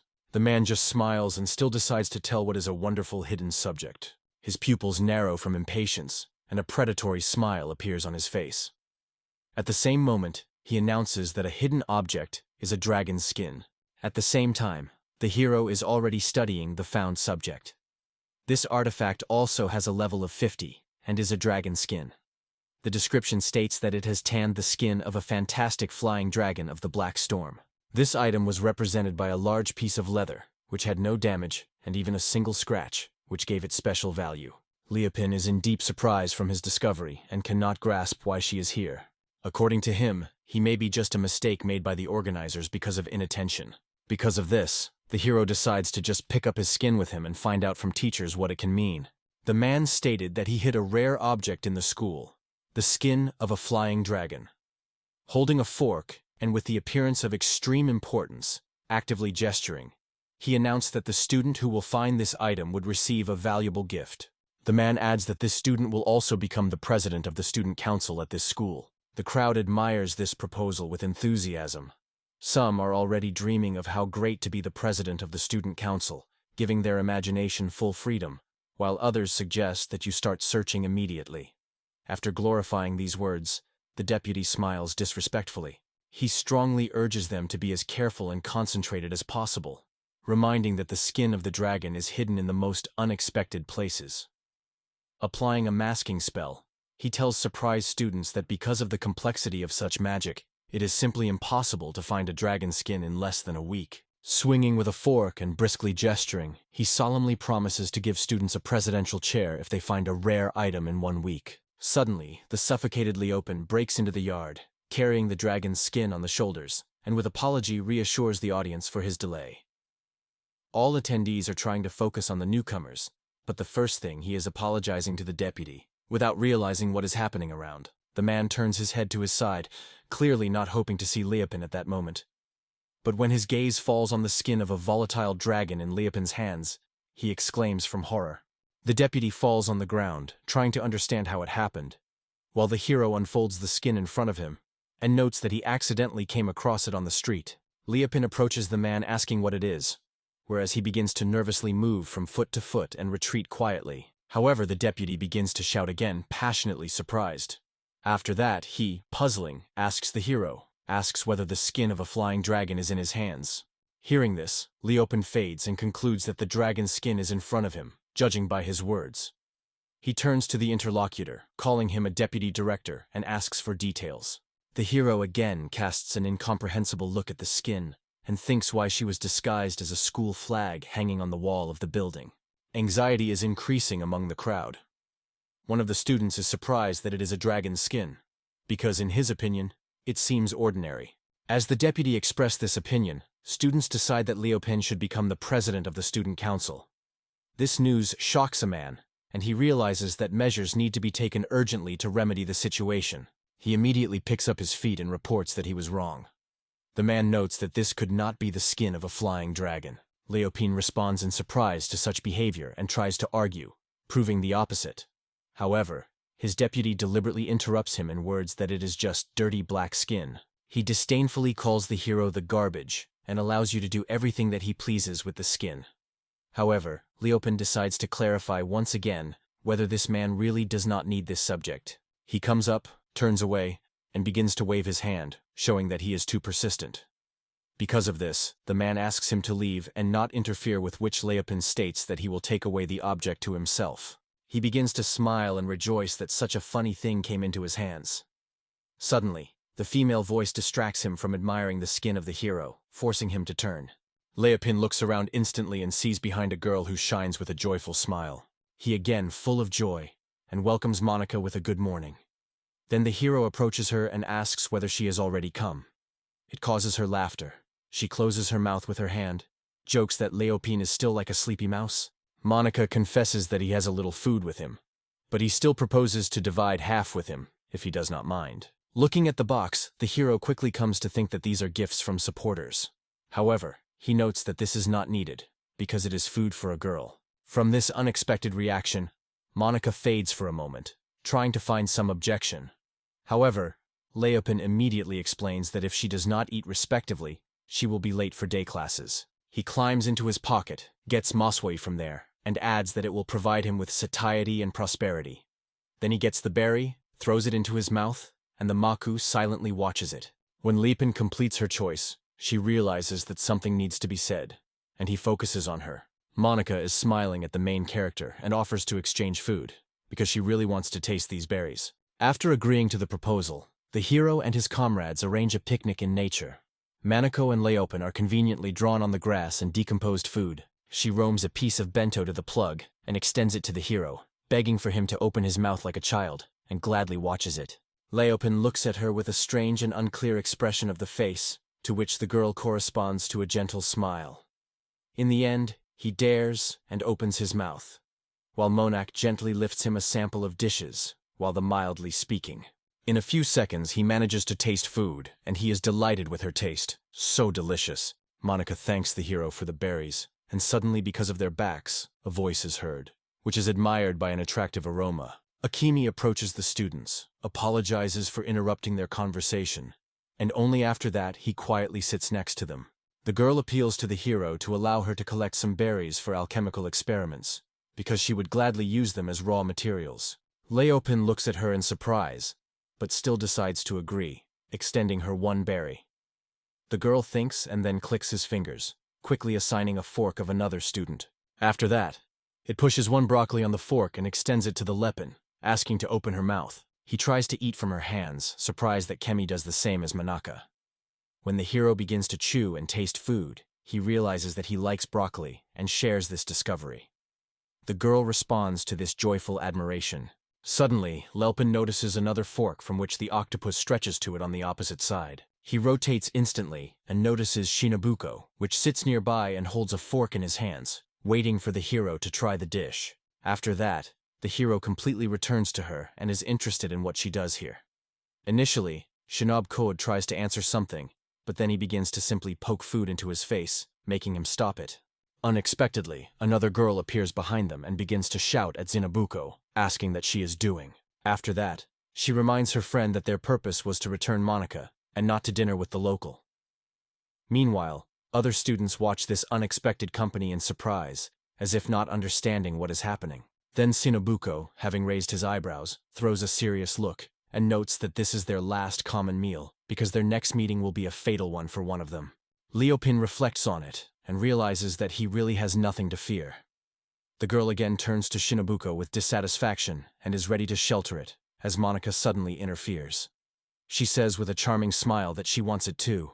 Then the girl addresses Monica with a note of a question in her voice. After that, Cameo intervenes again in the conversation, noting that she also has the desire to feed the hero and is sure that he will like it. Hearing their exchange of replicas, students begin to look around and throw strange views on the company. After that, Shinobuko assumes that if Leopink is overwhelmed or simply saturated, it will lose vigilance. However, the checkered, irritatedly closing the eyes, notices that the girl did not understand them. As a result, all the girls pin the pieces of food on the forks and extend them to Leopin. Not knowing who is starting from whose piece, he first looks at Kemi, which awaits his choice, and then his gaze falls on Monica and Shinobuko, who are also looking forward to the tasting of his treatment.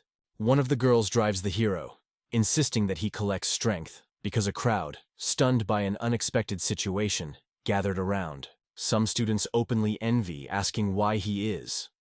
Others are no less surprised, because Manaka and Akami are sitting together, although both of them are considered the best of the 5 most beautiful girls at school when you believe in an internal survey. And the rest ask the question, for what reason did such beauties decide to sit next to those who are considered garbage? A hero. When the crowd was boiling out with indignation, one of the students calmly removed the glasses and decided to wipe them. It seemed that he wisely comprehended the situation and came to the conclusion that he was probably tired of a new environment and daily exhausting work. After that, Weiss again removes his glasses, thoughtfully noting that excessive work seems to have finally begun to be given with hallucinations. Then he returns the glasses to place and dive into reflections. He is sure that Monica is with Leopin because of pity. He believes that this is not some kind of mercy or service. However, if there is no explanation that this Hammy, the most beautiful girl at school, next to him, it looks like a delusion. Suddenly, while he intended his thoughts, another student called him. It is at this point that other guys approach him to look closer to this company. Sibs addresses Kemi to the question of why she is doing so. After all, no matter how much he tried to get closer to her, she never went to meet him. At this point, another student begins to swear on a Shinobko, accusing her of playing overly with his feelings. Students start screaming at the hero, warning him not too much when someone suddenly appears and orders everyone to stop. 2 boys rotate worriedly, and another girl appears in front of them. She asks what they had done here. There was one girl named Carl who studied in the 20th grade. As long as she asks if these 2 students really hate the hero so much, and she recalls that when Leopin studied with them, all the students were delighted. Sabs approaches her suddenly and asks, "What happened?" Sister addresses her. Suspended something is not good, he thinks whether the girl was jealous. Her cheeks immediately fill the blush, and she begins to deny it hot. And Carl is justified, claiming that he simply does not understand why students are so dramatically changing the mood after the protagonist is excluded. However, a man reminds her that once, and she, like everyone else, laughed at Leopin. She replies that it was a must, without revealing the real reason. She adds Sibs that all girls do not always express what they really think. Suddenly, Weiss turns to the students and appeals to them to stop the vain chats. He hints that time to go, though he does not indicate where it is. Carl immediately asks where they go, and reminds that only dinner now. But he, after calming down, corrects glasses and replies that they urgently need to find, quote, the skin of a flying dragon. Suddenly, Monson intervenes in the conversation, warning Weiss that hiding magic will not allow them to discover such a rare thing throughout the week. But, crossing his arms on his chest and with a smile on his face, he replies, what can happen if an ordinary person, as his interlocutor, looks for a shell? Weiss opens that he is a sage, and he will need less day to find a hidden object. Meanwhile, Sibbs admires his leader and promises to follow him, not suspect that the skin of the dragon is already behind the hero's back. Weiss casts a sinister view of Leopold and suggests that he probably thought he could avoid responsibility for everything when he became the president of the student council. Therefore, he concludes that the skin found by the hero is just a piece of fabric, picked up in the landfill. White notes that this act is as insignificant and meaningless as Leopold himself, while the girls in turn feed him from his hands. Supporting to the guy is growing thanks to this student initiative, including Sibbs and Monoson's support. Seeing this reaction, Weiss invites everyone to move forward in search of a rare artifact. He states that now their class will work one team to find a quote compared to the skin of a flying dragon. Then the guy adds that until they find her, all the students of the 20th year of study will miss classes, and asks them not to miss the opportunity to involve other students in the search. At this point, the protagonist rises and, with gestures, stopping the girls, explains that he is already full and thanks them. They look closely at Leopold, after which Monica asks if he is really sure of it. The hero responds positively and adds that, in any case, girls may not be enough when his level increases unexpectedly. Akwami draws attention to the light that announces the level, and Monica, without holding back the admiration, begins to clap his palm and greet it. She thinks that all their efforts quickly had their fruits, and she is wondering if she is right. Leopold begins to rejoice and is surprised at the same time because he increased his level simply having lunch. His characteristics are unfolding in front of the hero. He notes that agility has increased from 1100 to 1200, and also notices that he has now become accessible to a new profession, a tanner. Finally, the dinner ended, and Leopold continued to say that classes at the Royal Academy of Personalities are divided into two types: basic disciplines and electives. Going the street, carrying the skin on the shoulders, the hero thought that the electives were usually held after lunch. As far as Leopold remembers, such classes are usually discussed with the whole class, and students make a common decision. He recalls that he studies in a special training class, and therefore understands that he has nothing to worry about. The hero notes that he is now a master in the field of skin duplication, belonging to the class of craftsmen. He is extremely satisfied with such a happy turn, because no other class is suitable for him as well as this moment. Leopold looks forward to the skin and his face glows with joy, he finally decided. Now in its possession there is such a rare and valuable thing as the skin of a volatile dragon. He is a relevant something from it. The events are transferred to the central office of the Royal Academy of Pioneers. The director, without holding back indignation, rattles the deputy, with indignation as he can explain it. He states that he planned to arrange a grand stage in the elections to the student council. But unexpectedly the hero manages to find the skin of the flying dragon. Then the man asks how Leopold succeeded, and begins to louder with his fists on the table. The deputy is cautious to argue, noting that they still failed to work properly on masking. He tries to convince the director that the organizers really used a masking spell and hid the skin just on the roof, masking it under the flag. However, the director again slammed his fist on the table and reproaches the deputy that he always has an excuse for any situation. Observing a rigid reaction, he instantly moves in silence and exhales restlessly. Then the director, folding his hands in front of him, proclaims that it is just outrageous, because Leopold should not head the school as a president. At the same time, he adds that this does not mean that the case will go unpunished. The director understands that they have no other way out, but to make a cunning maneuver to steal the skin from the hero and turn it back. Otherwise, it threatens to reduce the deputy to the acting responsibility. Such an unexpected perspective of events is stunning it. The director strictly asks if he explained everything clearly, and the man holding one hand in the other and trembles with fear nods immediately. Suddenly, an idea, saturated with the horrific thoughts that he immediately decides to share. The deputy appeals to the director with the question of this opinion, but he again invisibly asks. After that, he proposes that Leopold himself break the skin of the flying dragon into pieces, again calling it unnecessary. He believes that if the hero is so lost of a valuable object given by an influential supporter, then everyone will begin to despise him as a fool who is not able to understand the true value of such things. The director acknowledges that this is a wonderful idea, and a satisfied man asks to leave her performance. They approach each other, covering their palms with their mouths, as if conspirators, and hint that this time Leopen will definitely get from them. Soon the hero, with skin on the shoulders and papers in his hands, wanders the corridors of the academy. He looks for a class of Tanner and eventually finds the right office, then goes inside. Once inside, Leopen was amazed at the number of people, which he did not expect. The surprise prevailed on his face until he carefully inspected the space in search of a free place where he could wait. Suddenly, a harsh voice came to his ears, which powerfully called the hero by name. It was a deputy. He intended to call Leopen to himself, pointing his finger and assuring that the place was already cooked for him. He turns his head in the direction from where the sound came from, and sees that there is nothing in the place where it is called. The hero informs the deputy that it is just an empty space, and asks where his table is, but he roughly answers that such rules of their school. Realizing that there is no other way out, Leopen fits and lays the skin of the dragon on the floor. He does not notice how the deputy is abusive behind his back, rejoicing in the successful beginning of his plan. But someone turns to the hero again. He notices a modest girl.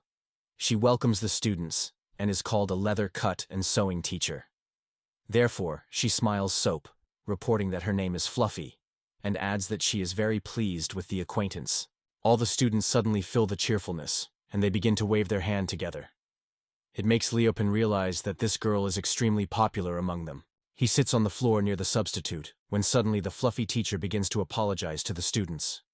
She reports that because of a large number of students in the classroom, they will have to join the class seamstress in the next room. Suddenly, the door to the office opens, and girls start coming from the corridor. Fluffy cheerfully welcomes them and indicates where you need to go. In the meantime, the boys are already celebrating this unexpected meeting. The hero, standing almost in the corner, notes that students from another class are mostly girls. Fluffy stands in front of all students and reports that they must sit in pairs to optimize their training. At this point, Monica begins to talk to a classmate, and this immediately attracts the attention of the deputy, which causes horror in Monica. He instantly runs out of the office and then returns there, holding a lush chair, persistently offering a girl to sit down. The assistant notes that in this way supporters will be able to admire her amazing embroidery, and Monica thinks for a moment. However, in a second, she decides to reject this proposal, and the hero closely watches her reaction. And suddenly the girl notices him. This unexpected meeting brings her joy and she exclaims her name. Hearing this, Leopen leads his eyes to the girl, and Monica confidently goes to him. She sits next to him, raises her hand and tells the deputy that she will stay here. He begins to actively wave his hands and runs to her. The deputy asks her to stay, and notes that her stay on the floor will cause many conversations among supporters if they see a holy girl in this form. The girl is surprised by such a reaction, and notices that Leopen also sits on the floor. After that, Menhak puts the conditions. She states that if the deputy wants her to sit on a chair, then the hero should do the same. This causes indignation and irritation in the man. He begins to growl, realizing that he cannot allow such a transformation of the situation. Monica begins to watch the deputy carefully, who, not knowing how to act, hesitates. After all, his eyes strain so much that the visible blood vessels become, and tears begin to flow on the cheeks. Squeezing his teeth, the man allows the girl to sit next to Leopen. In view of this, the hero is grateful to the deputy, desperately trying to restore equal breathing after tension. Monica turns to Leopen and gladly notes that it is great. He agrees and adds that she is very grateful for it. When everyone took their seats, Fluffy started a lesson. She announced that today they will create leather cloaks with experienced craftsmen, as well as make sewing stripes. The girl reports that the students will receive the necessary materials and tools, but warns them that everything created will have to give school. However, Fluffy points out one exceptional opportunity. Because today is a special day, if students make efforts, they will be able to pick up the finished products home. The girl also reports that students can take with them everything they will work out. And the hero realizes that this is his situation. Looking at the teacher with a blurred look, Leopen imagines how great it would be if he had some tools. Suddenly, the fluffy language is interrupted by the deputy, asking her to stop. He states that they cannot borrow equipment for classes for students who attend special classes. The girl, a little confused, confesses that she does not remember the rule. However, a man insists on his existence. Despite this, he promises to come to the aid of Leopen, offering him a magical iron needle and charming iron scissors, which he immediately gets. Suddenly, the deputy director crosses his hands on his chest, and in a harsh tone states that otherwise students will be forbidden to use any equipment in this lesson. Flaffy tries to argue by turning to her husband and noting that this is not enough to create. At that moment, the hero, silenced, just standing, and it makes Monak look at him. The assistant approaches Leopen, smiling gently, and extends him scissors. He leans up to the hero and asks him to take the tools to break the skin on the flap until it becomes unsuitable. Then the man promises to give him a unique piece of leather. He also gives the hero the thread. Initially, Lurpin listens carefully to the deputy and, only having gained air for courage, exhales. He is rejected on the back of the chair, returns to the man and asks if he really realizes what he is doing. First, the deputy plunges into a stupor, and then asks what the hero implies. Then, Leopen explains that ordinary needles and scissors are not able to break through the skin of a volatile dragon. He recalls that is why that man lent him special magical tools. However, the hero recalls the case that happened earlier when he first demonstrated the dragon's deputy's skin. Hearing this, the monk is also interested in discussion and begins to listen. Leopen recalls how, showing her husband's skin, he said it was a dragon's skin. From this, other students returned in surprise to their direction. This reaction causes nervous tremor and indignation in the deputy. Again pulling the scissors, he takes the case. Suddenly, a man explodes with a crazy cry and, covered in rage, begins to wave the instrument in all directions. He struck his hand with his anger, fiercely directing the scissors on the calm Leopen. The deputy offers the hero to act at his own discretion. Moreover, he calls Leopen a teenage offender for the courage to doubt his good intentions. The antagonist puts scissors on the table next to the hero, giving him the opportunity to use them. However, this time the man says that he does not even try to hope to get at least one thread. The hero receives scissors and examines their characteristics. Their quality is 20, and the scissors themselves are made of iron with a magical attribute. This item has another feature: it can punch any protection against cutting blows. Thus, Lepin gets a needle-like tool and can see its characteristics.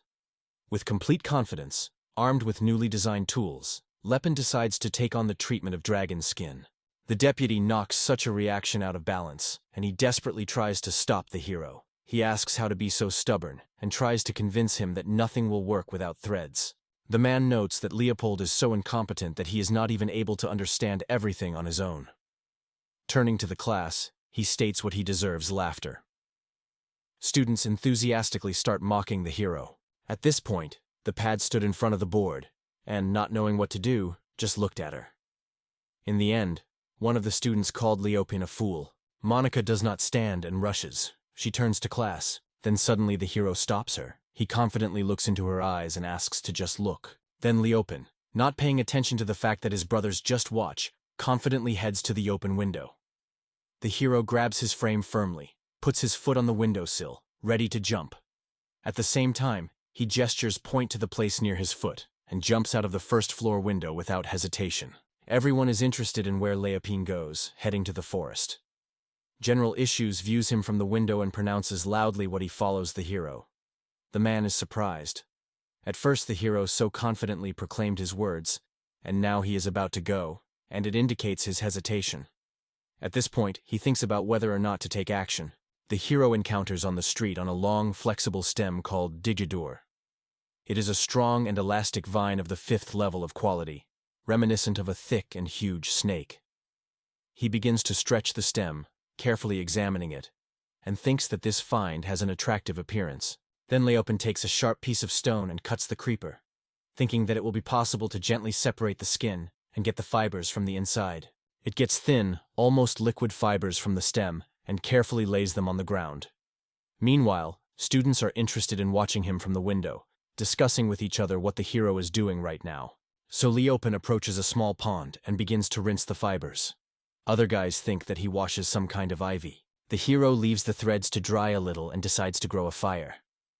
Meanwhile, his thoughts fill the feeling that everything goes properly. Nearby, he decomposes the campfire and constructs something like a hanger from the branches.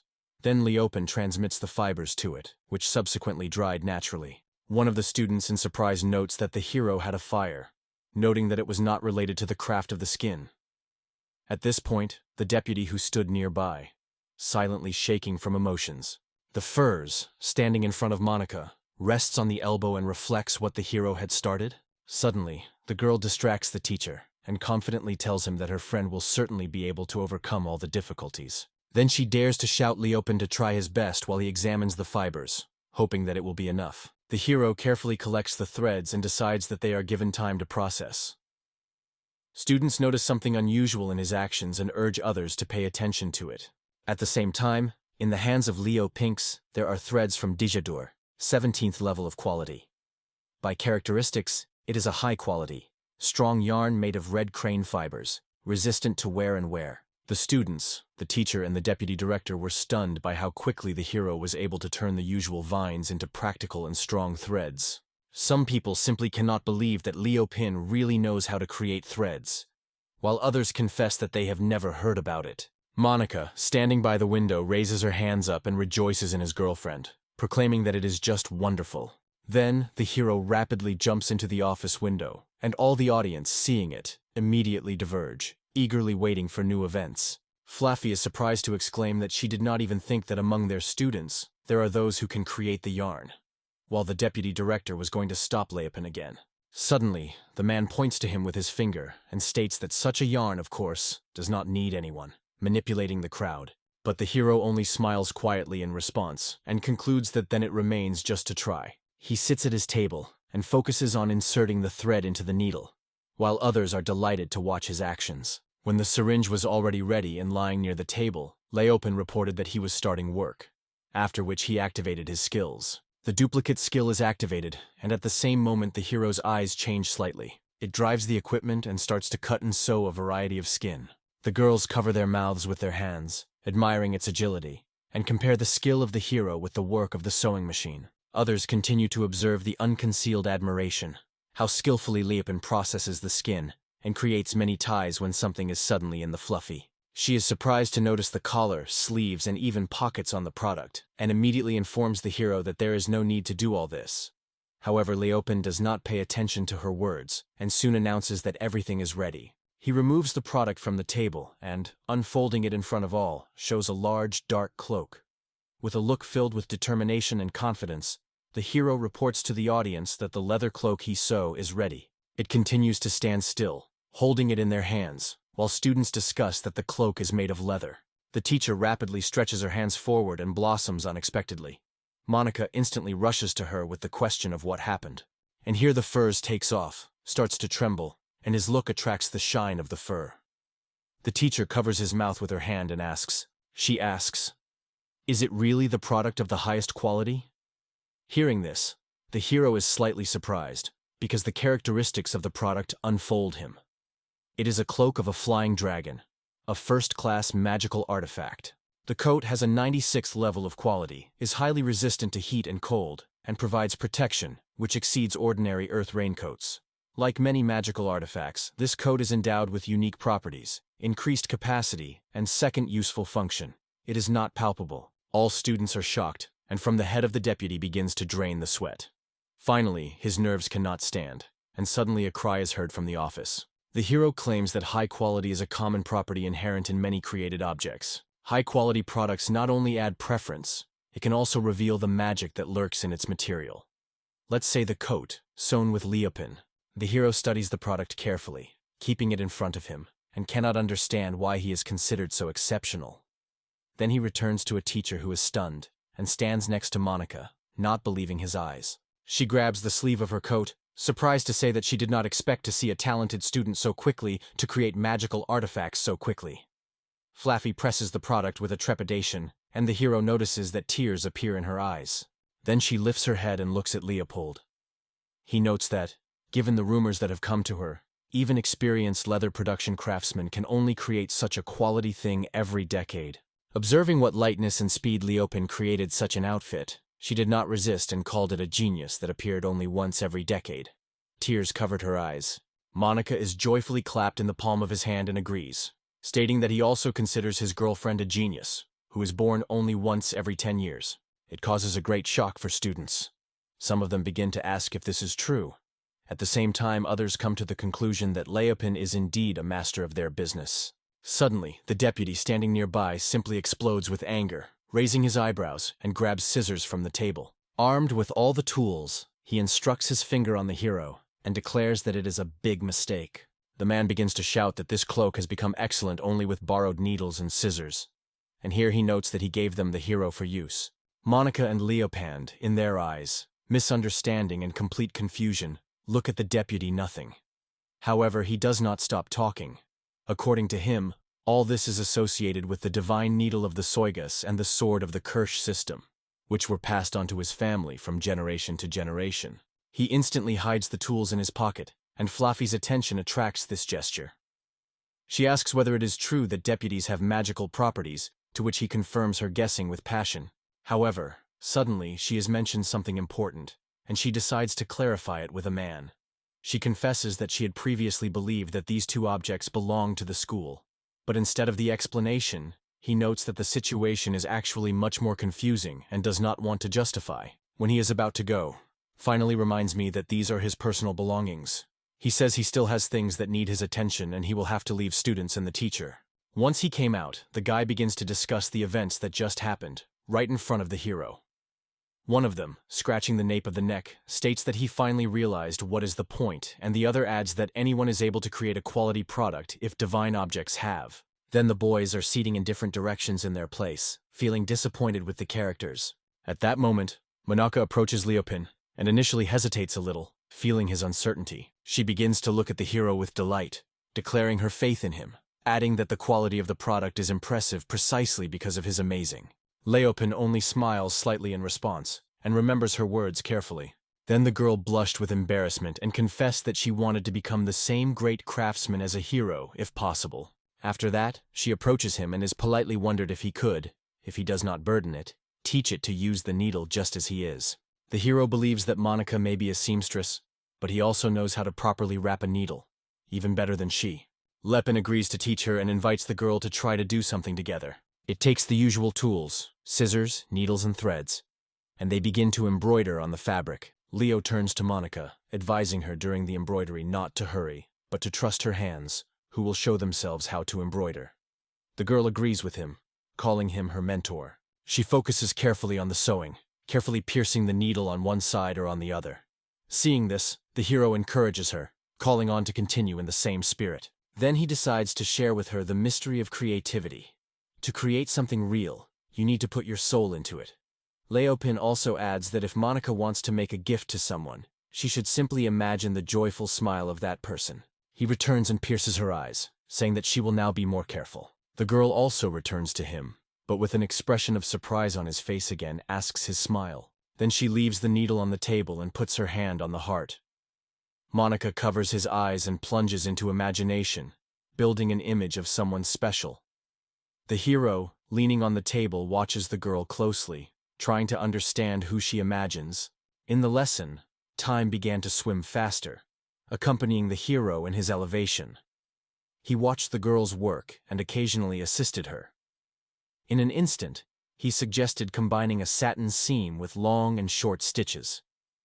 Monica, without being distracted from the process, agreed with his advice. He then turns to the girl, noting that it is more like a completion when suddenly hears someone's quiet murmur on the other side. Leopold returns and sees a furry, which diligently his words into a notebook. She reads records of how important it is to give a smile to a person by investing the whole soul in this business. Then the teacher repeats the hero's words about the need to combine satin seams with long and short stitches. Leopold addresses her with a question in her voice that she scares her a little and makes her apologize immediately. Suddenly, they both hear the voice of the Monacons, who reports that the work has already been completed. The girl demonstrates a small heart made of fabric, holding it with both hands. She appeals to Lupe and Inflafi to evaluate this product.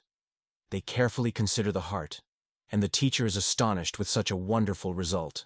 This product is known as a distinction of a monarchy, which is of high quality. Its quality reaches 13, and the product itself is symbolized by a heart-shaped image that embodies the great love of the Creator. The teacher suddenly clung to the table and fell to her knees. This caused disorientation among the students, and their faces were frozen in light fear.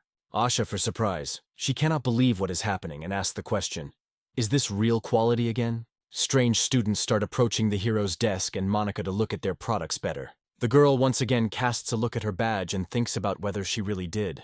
Leopin returns to her with a smile on her face and asks if she considers it sweet, but only hears her name in response. Monica immediately exclaims that she has succeeded through his support. Suddenly, her face is poured with a blush, and she confesses that she could never do so before. The girl was already going to add something else, but suddenly fell silent, and the hero continued to look closely at her. In the end, the Manuka decided to extend him the icon, suggested to give him to the hero if he does not deny. Leopin is surprised by such an act, and asks the girl whether she is sure, while other students begin to envy him. Monica smiled a gentle smile and replied that she was sure of her decision. She then added that she initially accepted him with the intention of giving the hero as her teacher. Leopin carefully took the icon from her hands and began to study it carefully, given what was said earlier. He expressed his willingness to accept such a gift if everything was as described by his girl. Her smile became even wider than these words. Then you notice similar symbolism and decide to tell Manaki about a similar design. The girl confirms his assumption, explaining that it is a copy of her family's coat of arms, and Leopin instantly mentions him. But Monica suddenly blushes, closes his face with his hands, and assures that the shape of the heart is not of great importance. She asks the hero not to understand her wrong, because she does not want to recognize anything. Everything happened by accident. However, Leopin interrupts her, stating that she immediately sew the icon. He lightly grabs the needle and begins to sew the product to the clothes, making small stitches. When the hero has completed his work, he pleases the thread with scissors and pleases the result. This magical cape is transformed into a holy dragon mantle, which is the subject with the magical properties of the highest quality, 109 levels. Its ability is also added a small self-healing, which, even if the mantle is damaged, it will be able to recover over time. The hero looks at the 109th level and characteristics of the product, and his mouth is revealed. Unclear students notice his reaction and ask what happened to him. However, Leopin does not answer them. He knows that when combined, their quality remains unchanged or reduced when combined. In addition, the hero is aware that he has exceeded even the most experienced craftsman at the 100th level, and with this level of skills, he is timed to serve the king. Now he understands how big a barrier is for an artisan. The hero looks at his coat and thinks that he can easily cope with the fact that sometimes it is not even possible for professionals. Monica, behind his back, returns to him and declares that he is incredibly suitable for his coat. Indeed, it looks just great. Leopin is suddenly distracted from his reflections. He remembers the girl's words a few seconds ago and agrees with her. Then he smiles and thanks the monk, because everything became possible thanks to her. However, the girl begins to be awkward and modestly replies that she should thank him. She smiles gently and politely asks the hero to continue teaching her everything he knows, calling him his teacher. He exhales a little, as if releasing tension, and the girl immediately begins to have fun. Suddenly their attention is distracted by the teacher who, when he hesitated a little, turns to Leopin. The furry man is doubted whether he can teach the hero of something new, taking into account his ability. However, she still decides to ask, will the hero her class choose again? At first, he tries to avoid the answer, silently thinking about the question. At that moment, the annoyed deputy goes to the stand with stands to splash his aggression. From there, the cry comes, after which gypsum busts begin to fall on the floor and break. The deputy, trying to restore his breath, expresses indignation of the hero, curses him and confesses that he is tired of the constant image to his address. After that, he takes a plaster bust of the director, and not realizing how it happened, plans to break him too. Suddenly, someone's strict and powerful male voice comes to him, from which he rotates instantly. The man notices that the director runs to him, and covered with horror, rushes away from this figure. The deputy begins to justify and states that he wants the director to see. Leopin is guilty of everything again. However, he adds that in fact it is not at all, because it has somewhat more important. In a moment, the deputy carefully puts hands on the table in front of him and asks the director, "What is the matter?" His lips are stretched in a satisfied smile and he begins to laugh quietly. He replies that it is a divine object that belongs to man. The assistant fades with surprise, hearing such news, and asks the meaning of the divinity of this subject. Suddenly, the director approaches him and pulls the scissors out of his pocket, explaining that it was what he meant. He reports that this person's scissors are an extremely rare artifact. The director, full of joy, squeezes his fists and recognizes that these scissors are a truly divine artifact, because he feels how his aura has changed significantly. The deputy was completely confused. Having shrugged, He again seek advice to his supervisor. After that, he said that the Royal Museum asked them to put these scissors, and added that it was a wonderful advertisement for their school. The director expresses that if their school teachers perfectly master the divine subject, then it will undoubtedly raise the school rating. The deputy is impressed with these words and tries to convince the leader that this is not possible. Suddenly, the director, immersed in his dreams, wakes up, begins to shout, and interrogate the interlocutor why he came to this conclusion. At the same time, he clarifies whether the deputy means that it is not necessary to transfer scissors to the museum while giving them to the hero. He instantly begins to actively gesture his hands and deny the assumption of the director, claiming that these are not those needles and scissors. Seeing such a reaction, the director decides that the problem is solved. With an indignant facial expression, he turns and goes, saying that he does not intend to insult a respectable master. As the boss leaves the premises, the deputy gradually comes to the shock. Then, overflowing with the rage, he closes his teeth and gives out an annoyed growl. He begins to stably stab his feet, shouting, swearing at Leopen, thinking how this worthless guy managed to turn out. The deputy assures that he will make every effort to finish it when a sudden unfamiliar voice interrupts him, asking, "What is the matter?" It was a physical education teacher named Nick Baca, a tall man with wide shoulders and a radiant smile. He notes that the deputy is extremely tired. A sinister smile appears on the face of the deputy. Suddenly he recalls that the next lesson is just physical culture, and clarifies it in Nicky. Putting his hands on his thighs, he confirms that his memory did not fail. Later, the deputy asked what the teacher had plans for the rest of the day. Nick reports that together with students they will run through the forest for orientation, because it is their first lesson. However, the deputy is dissatisfied with this approach and emphasizes the importance of intensive training, ordering first and foremost to organize a fistfight. Nick, surprised, tries to deny, but in the end he still agrees that it will be great. In addition, the deputy notes that among students there is one culprit who really wants to join the competition. He hints at the hero, who is scratching at the head at this point and mentioning that he has a physical culture. The man tells the teacher that Leopen should be well taught, or, to put it simply, so that he could not step. While the deputy director teaches his plan Nick, our hero looks at his jacket and thinks that the school does not give a sporting form for the so-called special training class. So, he decides to adapt to the circumstances and take part in what is. Leopen leaves the building and, stroll through the wide road, goes to the place of the lesson of physical education.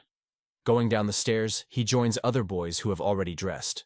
Looking back at other students, the hero is wondering, is he really the only one who is not in sportswear? Suddenly behind, a voice calling a hero named and forces him to turn. These were the girls with whom he is well familiar with. Shinobuko, her girlfriend Aqua, and Monarch. Their gestures showed Lippin that the physical education lesson soon begins. The hero is aware of what differs among others, and explains that he does not need to change the outfit. He says he wants to stroll a little and look around, causing a gentle, pleasant smile in Manaki, and she asks him again. Akami surprises notes how much the hero has changed in a new outfit. She notes that it suits him, and she picks up Shinobuko, calling his clothes a real male. Suddenly, they are interrupted by a girlfriend who appeals to Monica to go with her. She reminds the girl that they need to prepare for classes, and she suddenly remembers it. And when the girls are already going away, one of them, Kimmy, pauses, rotates, and says goodbye to the hero. Leopen also says goodbye to her, and then begins to knead. It looks around, thinking where it is best to be. Suddenly the hero hears students' voices with him, who admires some amazing landscape. He casts his gaze in their direction, and sees two students. One of them points out that Monica and the champion look great in their sports uniform, and adds that only because of this it is worth attending physical education. His friend agrees with that. At this point, Leopen realizes that he really needs sportswear. But suddenly something distracts him again. The hero raises his hands in front of him and examines them carefully, and then notices that his level has grown. He looked at his indicators, and noted that agility had increased again. Thanks to this, Leopen has opened a new profession, the arts fighter, and a new ability was added to the basic skill. In surprise, he asks himself, does this mean that the level increases only from what he looks at everyone? The hero begins to master the art of combat martial arts. He notices that new skills have been added to the basic skills and clicks the question to find out more about them. A window appears in front of him, which reports that it is one of the hidden abilities of his skills. Quote, Universal agility without clear specialization. Lepin explains that the complete picture is revealed with repeated activation of the effect of skill. He remembers how he heard about it. Lepin then explains that the skills in each profession are essentially the same. However, by raising their level, a person in rare cases can get the ability with unpredictable effects. And all these skills, according to the hero, are extremely powerful. Leo smiles and thinks of himself, as he once considered himself a failure because he had no profession. However, he now has a new question: how to activate this effect? The hero thinks that he will finally become clear to him, so he decides to try himself in a new profession to understand the situation. Changing the lesson also changes its characteristics. Now the acquired skills cover 3 types of martial arts. Lepin is thinking about focusing on the development of his physical skills, hoping for success in this field. Suddenly, someone addresses the students and asks them to look in the direction where the voice came from. Looking back, they saw the teacher smiling widely, lifting his left leg up. He welcomes everyone who has come to class and seems to be, "My name is Nick Baku. I am your physical education teacher." The students begin to admire the coach muscles, and the boys envy him. Nick raises his hand and announces that he needs to express several thoughts before starting classes. He notes that some students may be aware of the presence of powerful magic of long-range action at this academy, while all students listen to it focusedly and carefully. The physical education teacher begins to knead his hands and points out that first of all it is not drought. He explains that this is a special spell that makes it possible to live without the need for drinking water. The protagonist went into his thoughts. When he thought about it, he was surprised that even during hard work, he never felt thirst. The coach continued his speech, noting that it was one of those minor concessions that the academy announced. The students listened to him carefully and agreed that it was not easy to get drinking water here. Another girl confirmed, "That's yes." Then the coach demonstrated his muscles and noted that there was still an opportunity to evade. He exhaled his nose loudly, glowing with admiration and pride for himself. The man said that escape is a kind of magic that can be driven by dangerous animals and monsters. However, one of the students noted that they were unlikely to have actually faced these creatures. The coach noted that students should listen carefully. He warned that from tomorrow this magic would gradually lose its power. The students finally realized what it means. Now the monsters will be able to penetrate the homes of the guys. That is why physical training plays such an important role. The protagonist Leopold believed that he understands the essence of the coach's words. The man noted that their efforts focus on training and martial arts. The man jumped out of the stage and stated that the monsters would not wait for them to grow and increase their level.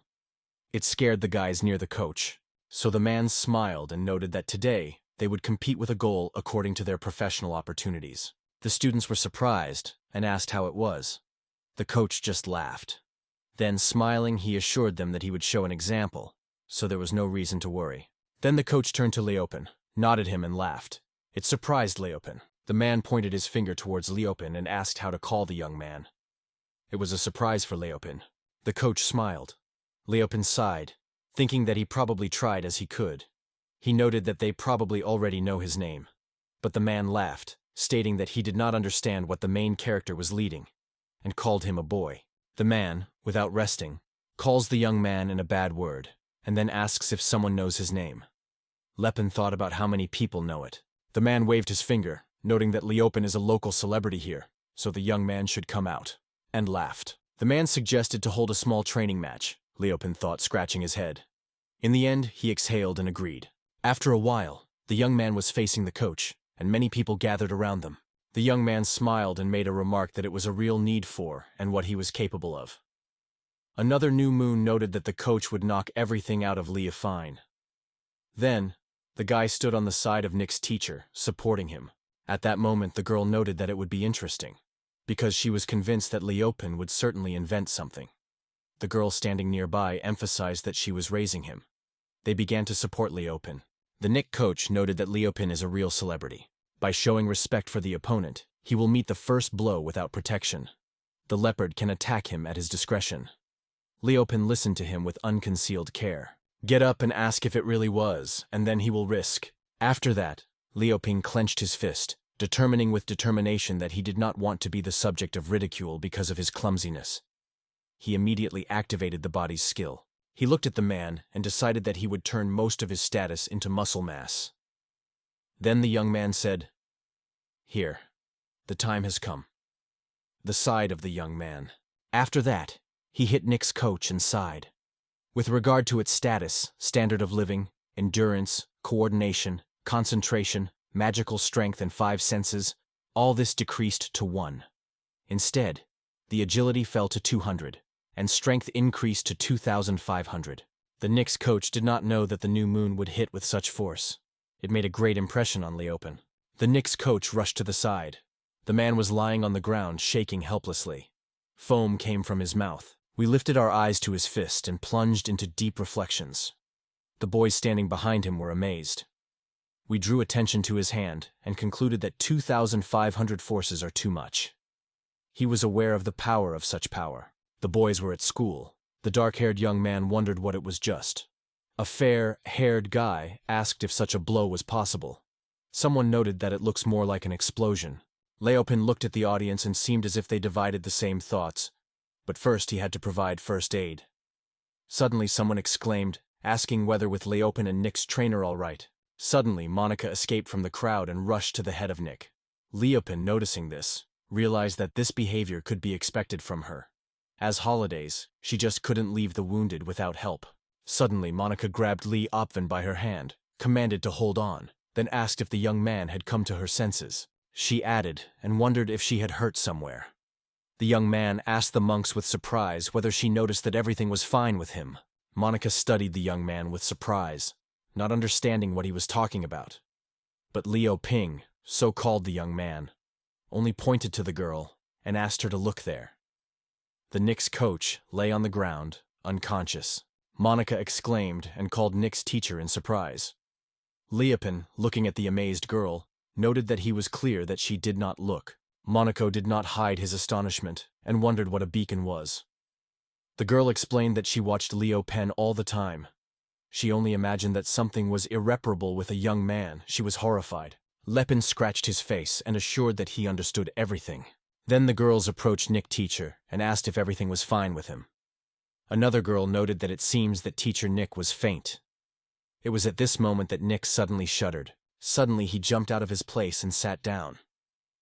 The girls were frightened by such an unexpected movement of Nick's teacher. Then the man wiped saliva and began to smile. The man, looking at Leopen, began to joke, calling him Mr. Certain. He added that it was funny and also noted, emphasizing his opinion that this maneuver was an attempt to reduce the harm. But the new moon did not distribute the weight of his body incorrectly during the collision. The man laughed and noted that Leopen did not even know. Leopen looked carefully at him, and other students breathed a breath easily, deciding that, apparently, that was all that was worth paying attention to. They began to discuss that he considered it strange, because everything happened because of one blow. It was argued that only a hurricane of the 20th degree was capable of this. Leopen cast a questioning look at the guys. Leopold said that he never saw children from the 20th grade. They did not even appear in physical education lessons. At that moment, the boys investigated the traces of the flying dragon, and then the Nick coach stepped forward. He called Leopen, calling him their star. The coach said the games were over and next time everything would be serious. Leopen was surprised and wondered what it means. Leopen wondered if the coach really wanted them to continue. At this point, the Knicks coach waved his hand and assured that of course he was seeking a continuation. He also added that he had not yet demonstrated everyone how to beat it properly, and now his time has come.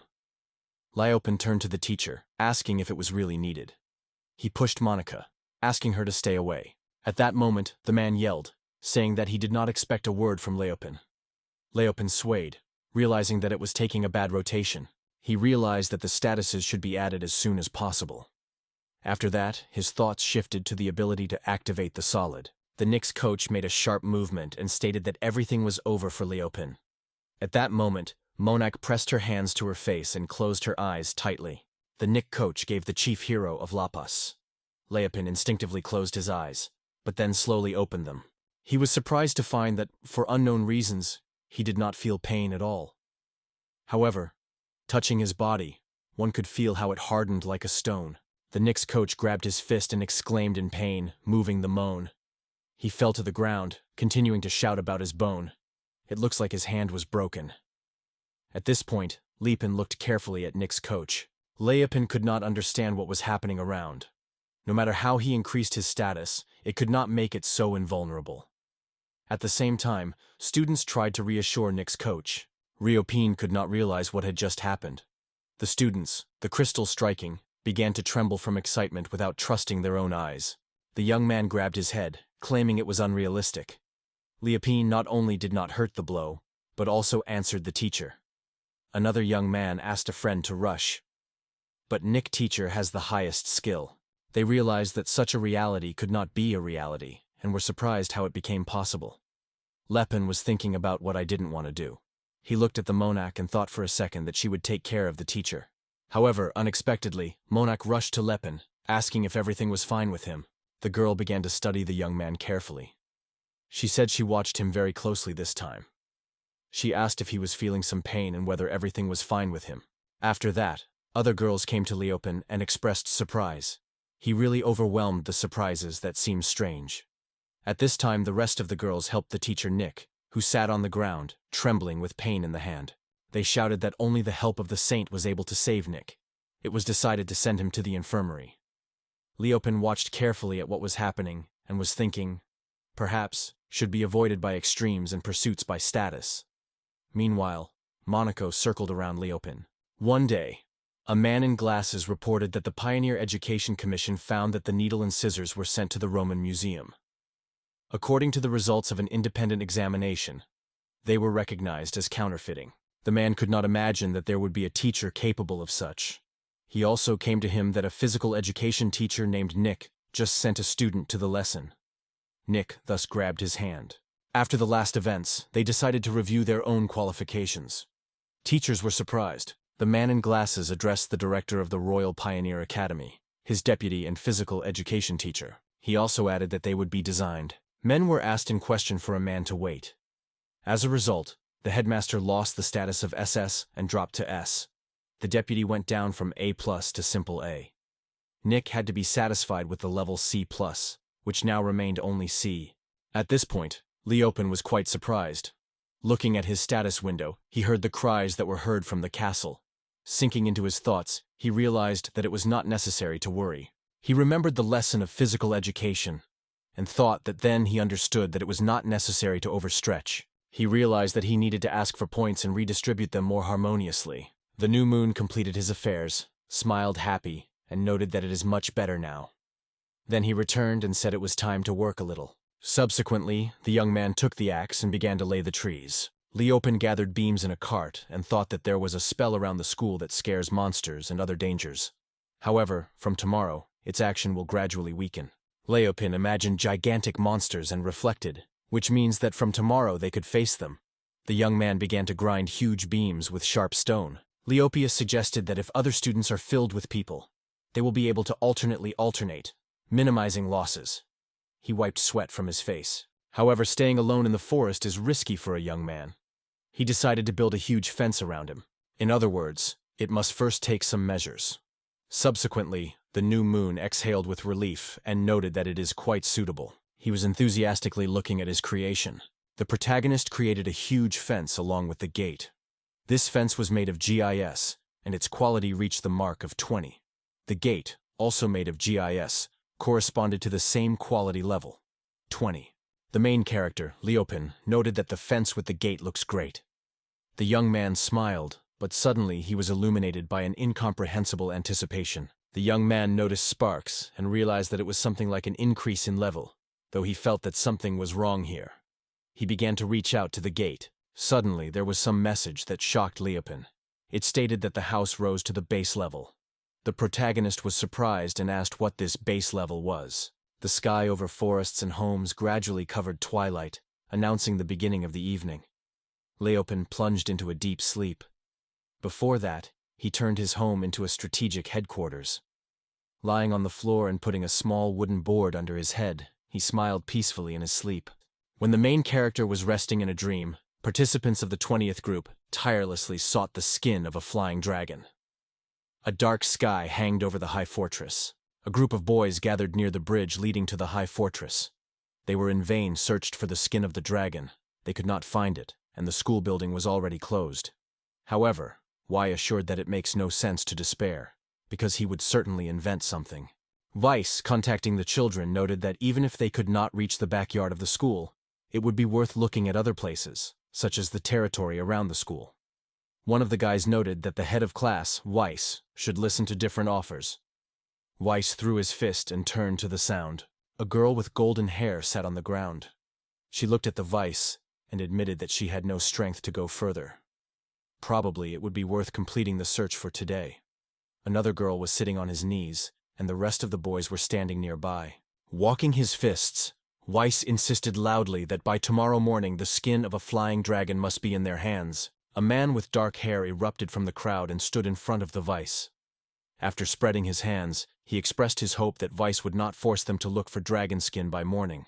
White, adjusting his glasses with his hand, noted that if the boys failed to find the skin of the dragon, it is quite clear. However, he did not expect them to cope so badly. The jaws were literally sagging from the neighboring boys. Weiss continued to tell them that if they adhered to his calculations and acted on his plan, they would have long found the skin of a flying dragon. The black-haired man in Charlemagne made a waste and shouted hotly that he was wrong. They did not even stop for the whole search to eat. Weiss corrected his glasses with his hand, and a gloomy aura wandered around him. He noted that in this situation he acts as a sage and is ready to give the boys a valuable lesson. Weiss looked at the boys with seriousness on his face, raised his hand in front of him and stated that if they did not cut firewood, then they would definitely not be eaten. A dark-haired man clenched his fists. Anger overwhelmed him. Suddenly, he began to shout how she dared to say so. A stunted guy in the hood tried to stop and reassure an angry man. The low man in the hood raised his finger and stated that he was able to triple the volume of dinner. The man in the hood raised his hands up and enthusiastically stated that wonderful ideas would certainly appear on a fed stomach. A whole crowd of boys stood in front of him. Carl stood next to a man with dark hair. She raised her hand and reported that they did not collect any food and do not have where to look. A man with dark hair agreed with Carl. A man with dark hair pointed his finger on Weiss, saying that everyone was only engaged in running behind him.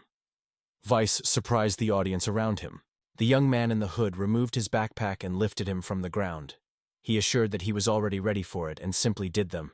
Then he began to shake something from the backpack. A whole circle of mushrooms fell out of the backpack, scattered on the ground. Carl could not restrain his joys when he saw them.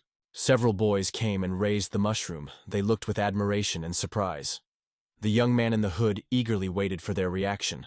The guy in the hood remembered how during a walk in the forest, Leopen warned him that blue mushrooms were poisonous. If you eat them, abdominal pain will certainly occur and hallucinations will begin. The guy explained that he was busy with the search for edible mushrooms the day before. The young man in the hood rubbed his nose. Another man, lifting mushrooms, expressed his admiration for perfectly done work. Weiss lifted one mushroom and looked closely at him.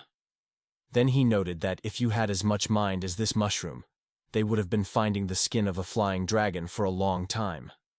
In any case, you can now relax. The black man was staring at him in surprise. The boys began to cook and wished each other delicious. There was a fungus on the ground, shaking the hat on several sides. Weiss's face became a strange tint, and his body trembled slightly. Some guys stood, others sat on the ground, holding on to their belly and shuddering with laughter, or perhaps at another attack. Everywhere around them, bitten mushrooms were lying on the ground, and holes from the bites were visible nearby. Carl kept the abdomen. Her body was shaken, and drops of sweat flowed on the skin. She said she did not understand why she was so bad, and felt that her end was close. A baked mushroom lay on the ground, and a little firing. A young girl with golden hair, wrapped in a raincoat from the rain, holding her stomach firmly. Tears rolled across her face. She stated that she was not going to die in this place. One of the guys warned that staying here is too dangerous. One of the guys said that the help of healers from other classes was urgently needed. Hearing this, he exploded with anger and ordered everyone to stop immediately. The boys were in front of the YS. One of them stood, while others sat on the ground, holding his belly. YS began to shout that they were putting themselves in a smile because all sponsors were watching them. The black man, hearing the words of Weiss, exploded with anger and began to shout that now was not the time for such conversations. It is necessary to get to the health center immediately. Weiss, not holding back indignation, loudly ordered the boys to stop stupidity. In response, they only glanced. Weiss lay on the floor, his body shuddered from unbearable pain. Grasping his teeth, he sat down and, because of the force of smiling, said that even more absurd would be to get to the medical center. After all, this would definitely destroy his reputation in the classroom. The pearl face has a strange tint. She raised her hands, thinking that at least this time they were not destined to die. Weiss lay on the ground and firmly stated that he ordered the boys not to do so. Some of them also lay on the floor, others sat on the side. They decided that they did not hear the words of Weiss, and since they still wanted to live, they were not going to listen to it. Weiss's hand touched the ground, and the boys whispered that he could lose them all, but they were ready for any cost for the sake of survival.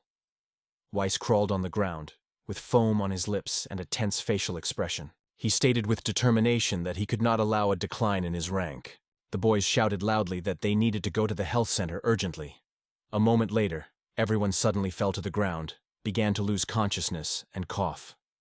Weiss tried to say something, but in the end, the zombies, like everyone else, were exhausted. The next morning, 20 classes were found near the school gate. All the students were unconscious. They were urgently taken to the health center. The use of the medical center provides a fine. 20th students were supposed to be rated C, but because of a fine, it decreased to C-. Waking up at the health center, Blavitz began to shout. The nurse looked at him in surprise, and there were unconscious patients. The director of the school, Nekadron, sat at the table, drumming on it with his fingers. His face expressed rage when he stated that he could not imagine that Leopin's main character would build his own base. On the table were a book and a statuette of a cat, and a small dark sofa stood in front of the table. Nekotrin sat at the table and thought that Leopin set so much records. It is possible that in one day he will be able to beat all the achievements of the academy. The door to the director's office began to open slowly. Nekadrin continued to claim that all this could be compensated by a decrease in the rating of laying in. However, since it belongs to a special class, it may not work. The teacher entered the director's office. He apologized to the director for the concern caused. Nekadrin asked if he had any wonderful ideas. Oh, when answering this question, confirmed that they are. Yes. He put his hands on the table without interrupting the conversations. Then he lifted his finger, attracting attention, and noted that other students should postpone their plans to prefer the construction of the base. They should be put on the full task. Non. Prudrine with great enthusiasm announced that they finally invented a wonderful idea. Now it's time to appoint the leader of the project. It should be selected from students who are able to do versatile work. The EU was standing at the table of a director with a smile on his face. Yes, replies that only one person is suitable for this job. Weiss appears in the director's office, surprised as he can help something. The door closed behind him. Nekadrin revealed his hands in the sides and asked how to do Weiss. The EU stood next to him, holding his hands behind his back. Weiss thoughtfully scratched the nape of the nape and noted that thanks to the doctor from the infirmary, he was feeling well. Weiss, considering himself, continued to prove that if he was called through this incident, he is definitely not his initiator. Negabrin, nodding with a barely noticeable smile, agreed with every word. Neskardin lifted his finger and stated that he understood everything, but he was called for another purpose. He had a special offer for Weiss. Weiss stood silently and listened carefully to Neskardin. The windows of the director's office were closed and curtains hung on them. Weiss raised his hand to the side and noted that before the completion of construction remains a long time. Nikaren replied that he did not mind, and the table was quiet and silent.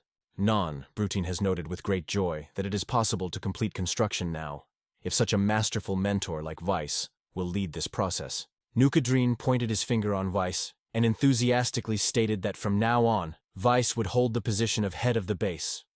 Herd was a surprise for Weiss. So, putting his hand in his mouth, he said that the deputy could use students from other classes. Weiss raised his hand and began to correct his glasses. He turned his gaze on adults and confidently stated that he understood everything. The cat figure standing on the director's table had a raised paw. Weiss argued that only he, a true sage capable of fulfilling this role. An enthusiastic director asked if Weiss really agreed with this plan. Weiss replied that he agreed, but I would like to ask adults instead. The director and teacher looked at Weiss in surprise. Weiss raised his hand and looked at it carefully. He then announced that when the base was successfully founded, he would like the adults to appoint him as the president of the student council. Negatron lifted his fist in front of him, and focusedly stated that he agreed. The task did not seem difficult. Yes, he confirmed with enthusiasm that he also agreed. If the Wise puts a record at the speed of the database, there will be no questions. Weiss wiped adults, whistled, and, with an evil smile, began to smile. The director and the teacher put their hands in the mouth, joined him, and laughed with cunning. Subsequently, their loud laughter staged so much that he erupted even on the street. The sun shone brightly. Its rays penetrated the building through the window. Leopold woke up, began to stretch, enjoying the rest, and noted that he had a great sleep. Leopold went to the window and started dressing. He noted that the decision to set up the fence and the traps around the house was brilliant. It looks like he slept. No one dared to get to him. Something attracted his attention. He noticed a girl whose face was slightly blushed and turned up. The main character, Leo Pink, looks out the window and sees Shinobuko, which hangs upside down in one of the traps. Leo Pin asked her if she was trying to get to him again. Shinobuko asked for help. The protagonist, Leopin, lowering his eyes, began to carefully squeeze his inner pockets, murmuring that you would not do anything here. Leighton with grace pulled out a wooden multifaceted weapon of ninja, which he made himself, and skillfully thrown into the target. He noted that if Shinobuko had learned the lesson from the past, she would not repeat her mistake. The rope on which Shinobuko was held off, and it fell helplessly on the ground. She was still wrapped in ropes. She began to move timidly. The protagonist, Leo Pink, looked at her through the window and noted that if she needed his help, she could just go into the yard. Shinobuko twisted his face, shouting in surprise that during their next meeting, they would have to resolve things with each other. Shinobuko continued to twist on the ground. Leoping leaned his hands on the windowsill and looked carefully at the surrounding area. It seemed to him that he had heard these words from her. The protagonist, Leopin, opened the front door and angrily descended on the threshold, not understanding what everyone wanted from him. Leopin heard a strange noise that immediately attracted his attention. Leopin looked carefully at the pit with large pegs at the bottom. There, at the bottom, lay the teacher. Although it was unharmed, it is covered with dirt from head to head. The EU's face reflected fear and panic. The main character, Leopin, was surprised to look at the teacher and asked what he was doing here. Yes. Someone was lying on the ground, grieting to Leopin for help. The protagonist, Leopin, stars in surprise, not understanding what the teacher was doing in such a place. He gently lowered the wooden ladder into a pit covered with pegs. The teacher rose from the pit where he kneel on the ground, all in the swamp and branches. The protagonist, Leopin, asked if everything was fine. Yus raised his hands and nervously replied that his custom costume was spoiled. First, they have reduced their salaries, and now these losses. Leopin looked at Jisa and reassured that if the teacher needed him, then Jess should just go through the gate. Yes, squeezing his teeth from rage, abandoned on Leopin an angry look. Then he lifted the stick, spent it on the ground, and confidently stated that he did not need a student who studied in a special class. Yes, he rose from the chair and moved with dissatisfaction. The protagonist, Leopin, only silently watched his distance.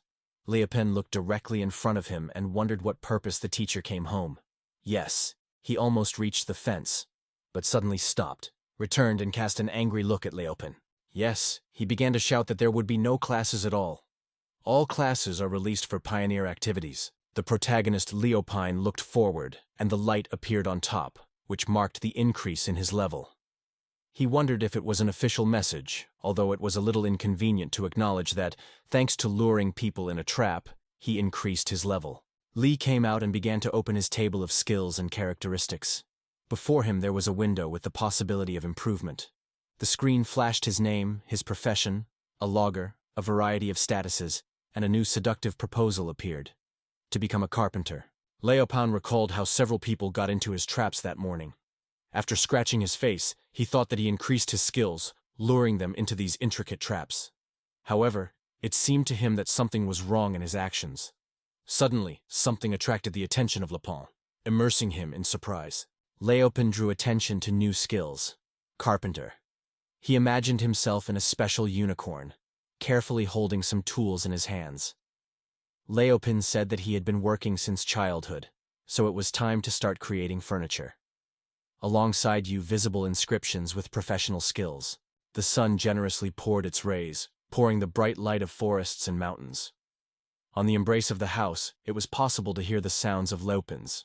He skillfully wielded a sharp stone of his own manufacture, processing a small wooden bar. Leopard sat on the ground, surrounded by many wooden bars. Leopin was immersed in his work. A smile shone on his face when he noted that professionalism accelerates the process.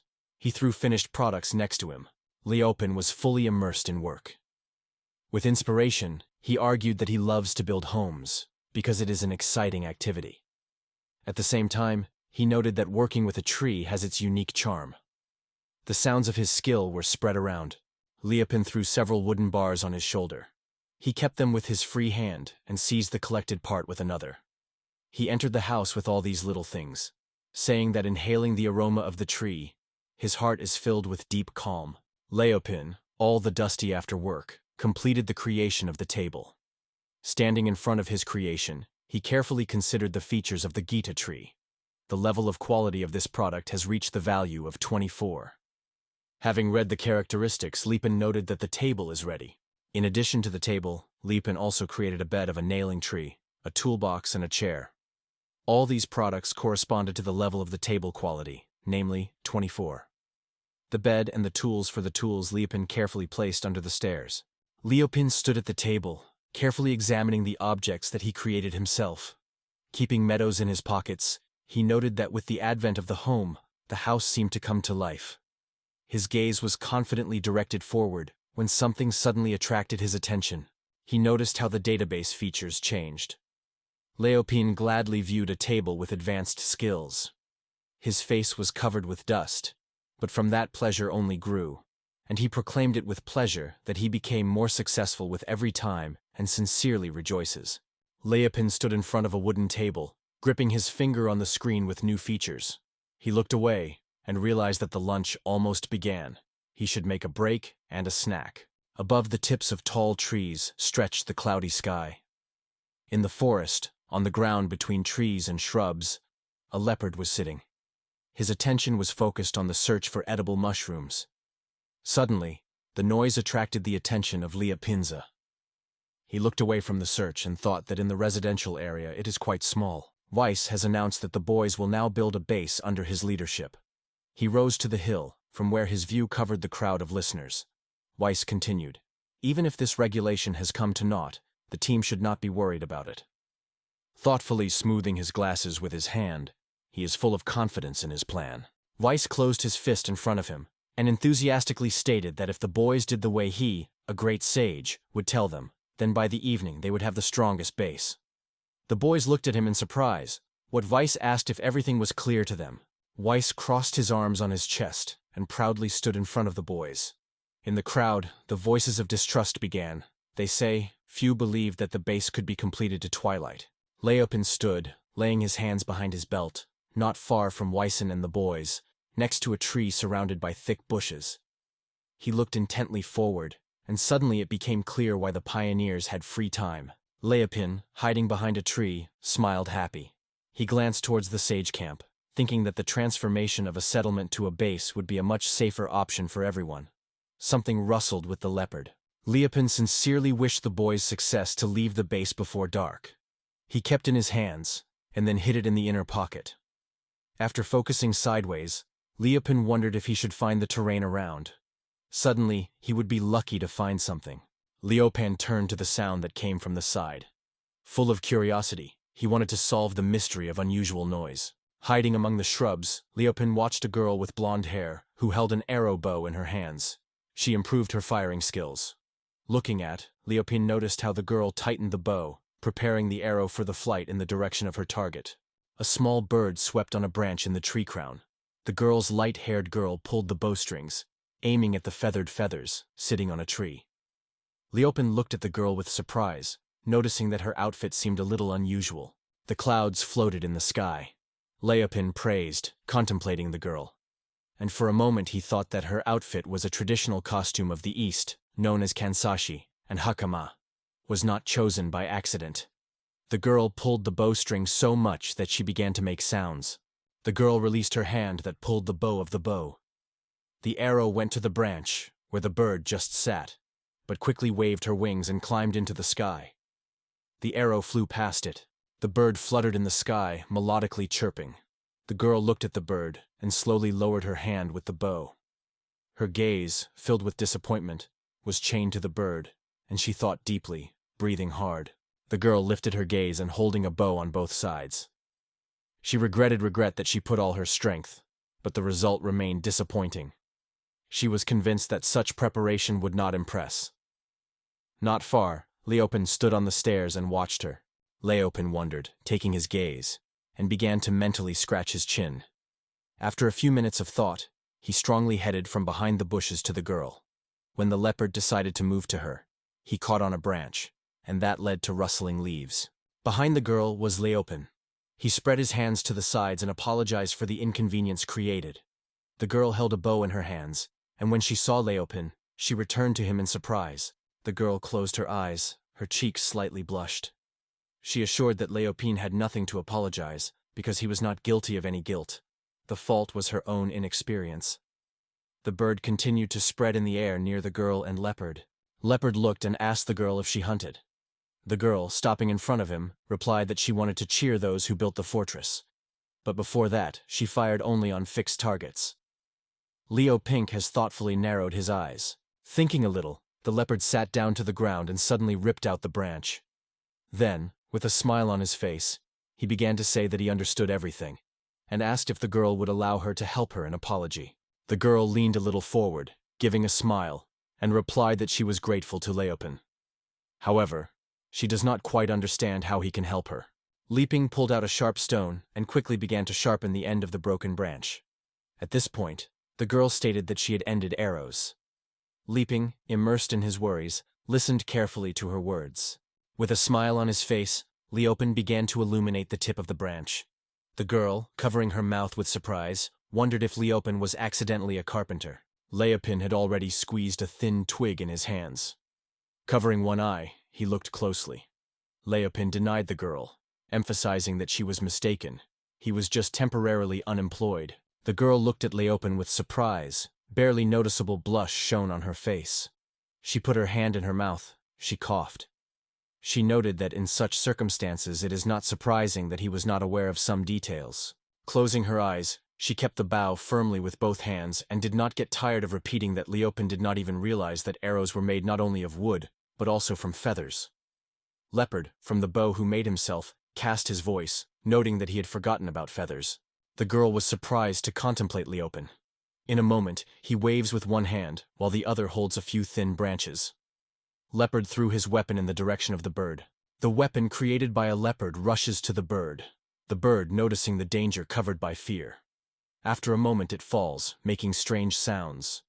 The leopard rests one hand on the flask, and smiling, lifts his eyes up. The girl looks up and down, not understanding anything. Leopard holds feathers and meat of a regular bird in the paws. Satisfied with himself, he examines the trophies. Before him there is a table with the characteristics of prey. Quality level is 3. Feathers can be a great material for arrows and meat with nutritious food. The girl looked at the leopard. After short thought, she noted that it was amazing how they could not cope with this bird, while the leopard defeated her with one blow. On a large stone near the stems lay bird meat and feathers. The girl, looking in front of herself, continued to say that the leopard defeated the bird not with an arrow, but with hand weapons. The sounds of Leopold's work were heard everywhere. Leopold was delighted when he reported that everything was prepared. The arrows were neatly folded on a large stone. When Leopold looked at their characteristics, he noticed that the quality reached the level 18, and thanks to the bonus, they were accurate. Leopold, thrown by the eye on the arrows that were lying on a large stone, noted with a smile that he had quality homemade weapons.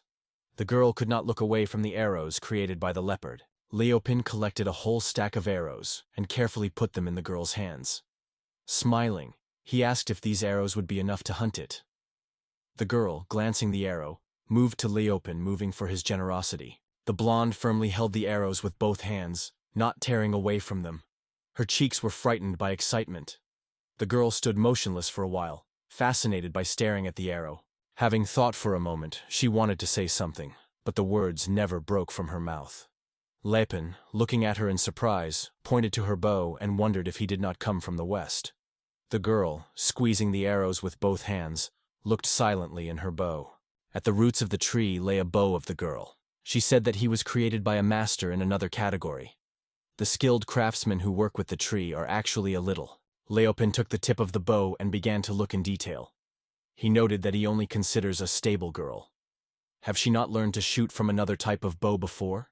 The girl looked forward when Leopin noted that she probably had experience in training with the Eastern Luke, because her confidence was noticeable. The girl was surprised, but confirmed the truth of his words. Leopin lifted his bow, thoughtfully looked, and, as if thinking aloud, noted that it could be a problem. The girl stood lowering her arms without lightening her eyes from Leopin. She asked him with interest what his following plans were about. Leopin stood his back to her. Hearing her question, he turned and said that he was about to make a bow, similar to the girl from which the girl once learned to shoot. Leopin suddenly removed an improvised weapon from the inner pocket, resembling an axe. Seeing this, the girl is stunned. Taking an axe, Leopin began to cut down the tree with his homemade tool. He sat down near the cut-down trunk, holding a small open stone in one hand, and the other carefully examined the bark of the fallen tree in front of him. With a smile on his face, Leopin confidently moved with a sharp stone to a fallen tree. Next to him was a girl who covered her mouth with surprise and admiration. The girl, surprised to open her mouth, noted that the form of a bow that carries Leopinka is very reminiscent of her old bow, with which she trained. Leopin quickly shook his hands and gladly explained that the Western bow is symmetrical vertically, while the Eastern is asymmetrical. If you are a beginner, accustomed to the Eastern bow, it will be harder to cope with the Western. The base of the bow appeared in sight. The leopard pulled the bowstring on the bow. Taking the finished product in his hands, he was glad that the bow was ready. Before the eyes of Leopin appeared the characteristics of a wooden bow from Ascent. The quality of the bow reached the 46th level. It was made of lime tree. Leopin reached out to the girl's hand with a bow. She, hugging herself with her hands, looked at this gift with surprise. Behind the ground lay arrows made by Leopin. The girl thought for a while. She soon fought her palm and enthusiastically noted that this bow was made perfectly. His beauty was impressive, because even in her country, not every master would be able to create such a wonderful work. Leopin continued to hold his bow in his hands, proudly noting that he made a lot of efforts to create it. However, his surprise increased when the girl expressed a slight indignation. Subsequently, she added that she could not accept such a wonderful gift from the man she just met, from Kotyarov. But Leopin assured that it was in the order of things, because he was happy to do this bow. Meanwhile, clouds floated over the forests and mountains. Leopin, with a smile on his face, looked at the girl, and said that he had found something special to her in his own way. The girl answered him with a careful look, and raised her hands in front of her. Leopin closed his eyes and smiled, inviting the girl to start a relationship with a blank sheet. She agreed shyly, and her cheeks were a little bit. A small bird sat on the branch in the tree crown. The girl, holding onions, aimed at her. The leopard retreated a little behind. He also watched the bird carefully. Leopin stood behind the girl who took the bow and one of the arrows he made them. She thoughtfully lifted her gaze to the sky. Leopin watched her movements carefully without taking her eyes. She pulled the bowstring so much that her hands and bows were barely noticeable. Leopin came closer to her, covering her mouth with her hand, and said quietly that first of all the girl should breathe deeply. First of all, she needs to calm her mind while hunting. She aimed, surprised by his words. The girl closed her eyes, sighed deeply, and plunged into thought. Leopin stood behind her, putting her hands together. After that, the girl began to pull the bowstrings, focusing all her attention. After a few seconds, she opened her eyes again and released the stretched bow. The girl continued to hold her arms in one hand until the other hangs in the air. The crack pierced the space and aimed at its goal. The bird to which the arrow was directed suddenly moved its wings and loudly soaked. Leaping put his hand to his forehead, looking carefully in the direction where the arrow fell. His face shone with a wide smile, and he stated that everything succeeded. Leopin looked forward, with his arms lowered, with confidence that the girl would succeed.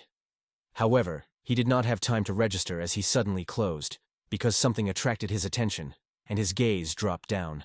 Leopin notices a girl for whom he created a bow and arrow. She knees in front of him, pressing his palms to the head that almost touches the ground. Leopin reflected what this girl was busy. She lifted her head and replied timidly that her name was not. In fact, it is from the 19th grade. After she looked at Leopin, her face was scattered.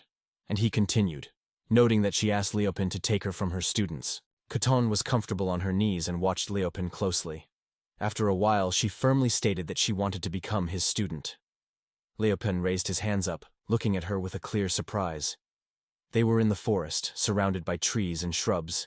The cat-house face was engaged in a blush. She said with perseverance that Leopin needs to make her student. Leopin looked at the Katon with distrust, spreading his hands to the sides. He was amazed and could not figure out why Cathaus sought to become his student so persistently. Cathone, meanwhile, sat on the ground, looked at Leopin, and patiently waited for his decision. Kuto was still sitting on the ground and begging Lepin to take her to the students. Lepin shuddered at surprise. He did not expect Kuton to call him a teacher. Cathos looked at Leopin and noted that he created a bow for her.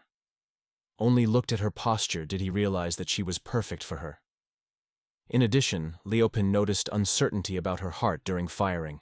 Leopin, folding his hands on his hips, listened to the words of Kono with surprise that she would not move out of place until he took her under his care as a student. Several trees stood behind the leopard. Leopin turned away, scratching his face thoughtfully. He noted that which was strangely behaved. Then Leopin asked if he was aware that being a student of someone was not easy at all. Cthulhu first glanced at Leopin, without taking her gaze from her. Her shining eyes expressed the undeniable seriousness of the intentions. Leopin, meeting with her eyes, realized that Cthulhu was more than decisive. Leopina, with a sincere smile on his face, raised his hands and agreed. He would gladly give Cathona some tips when he sees her elephant.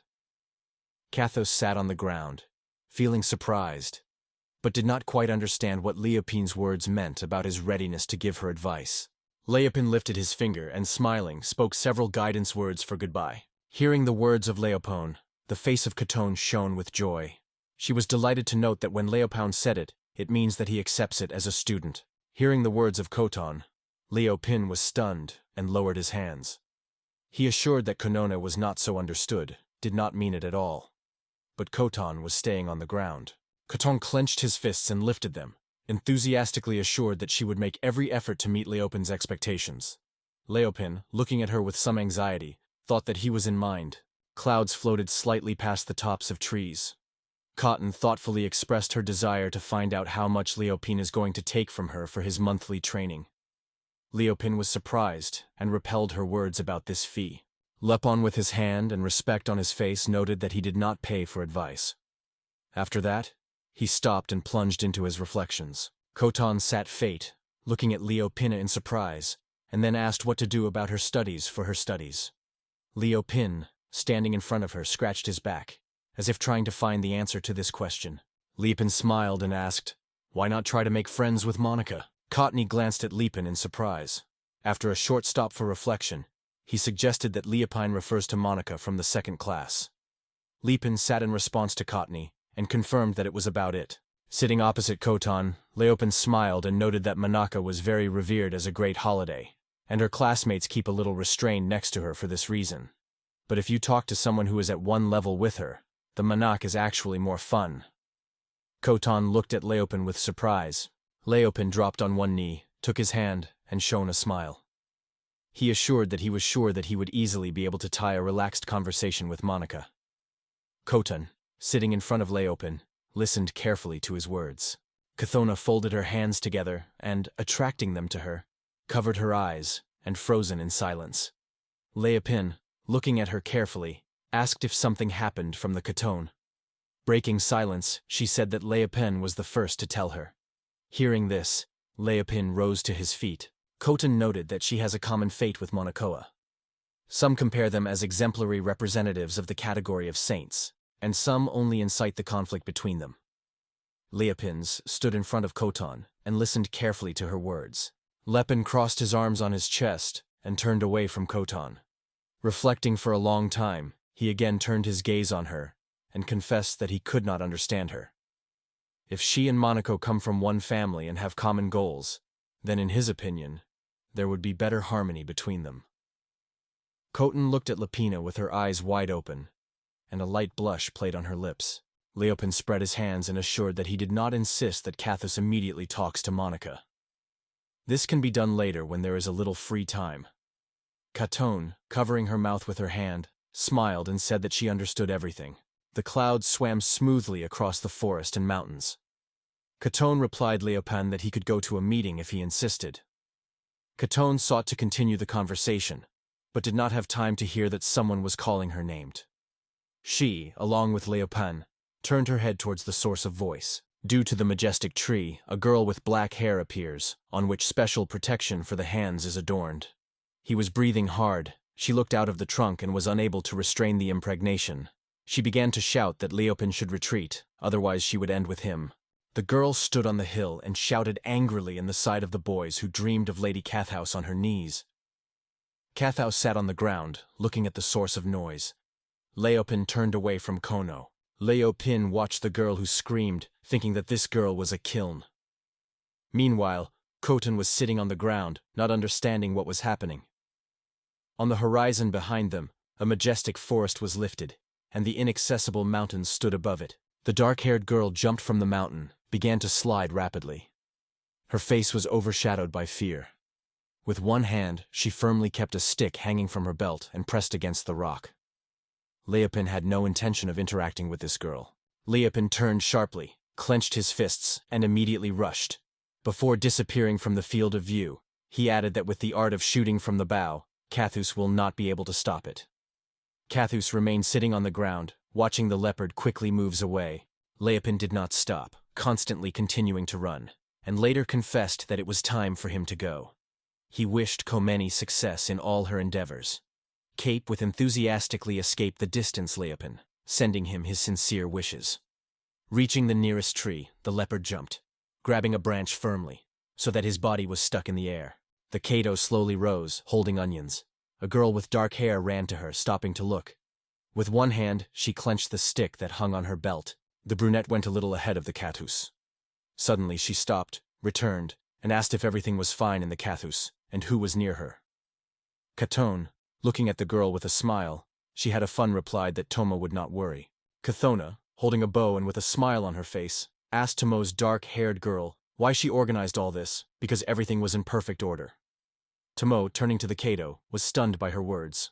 Tammy raised her hands and said loudly that she did not understand what Cathhouse was saying. How did she boldly go to the woods without her? Khoton raised her hands with the bow in front of her, then smiled soap and closed her eyes. She charily replied that she was just hunting for birds to help guys from the base. Tomo was quite surprised.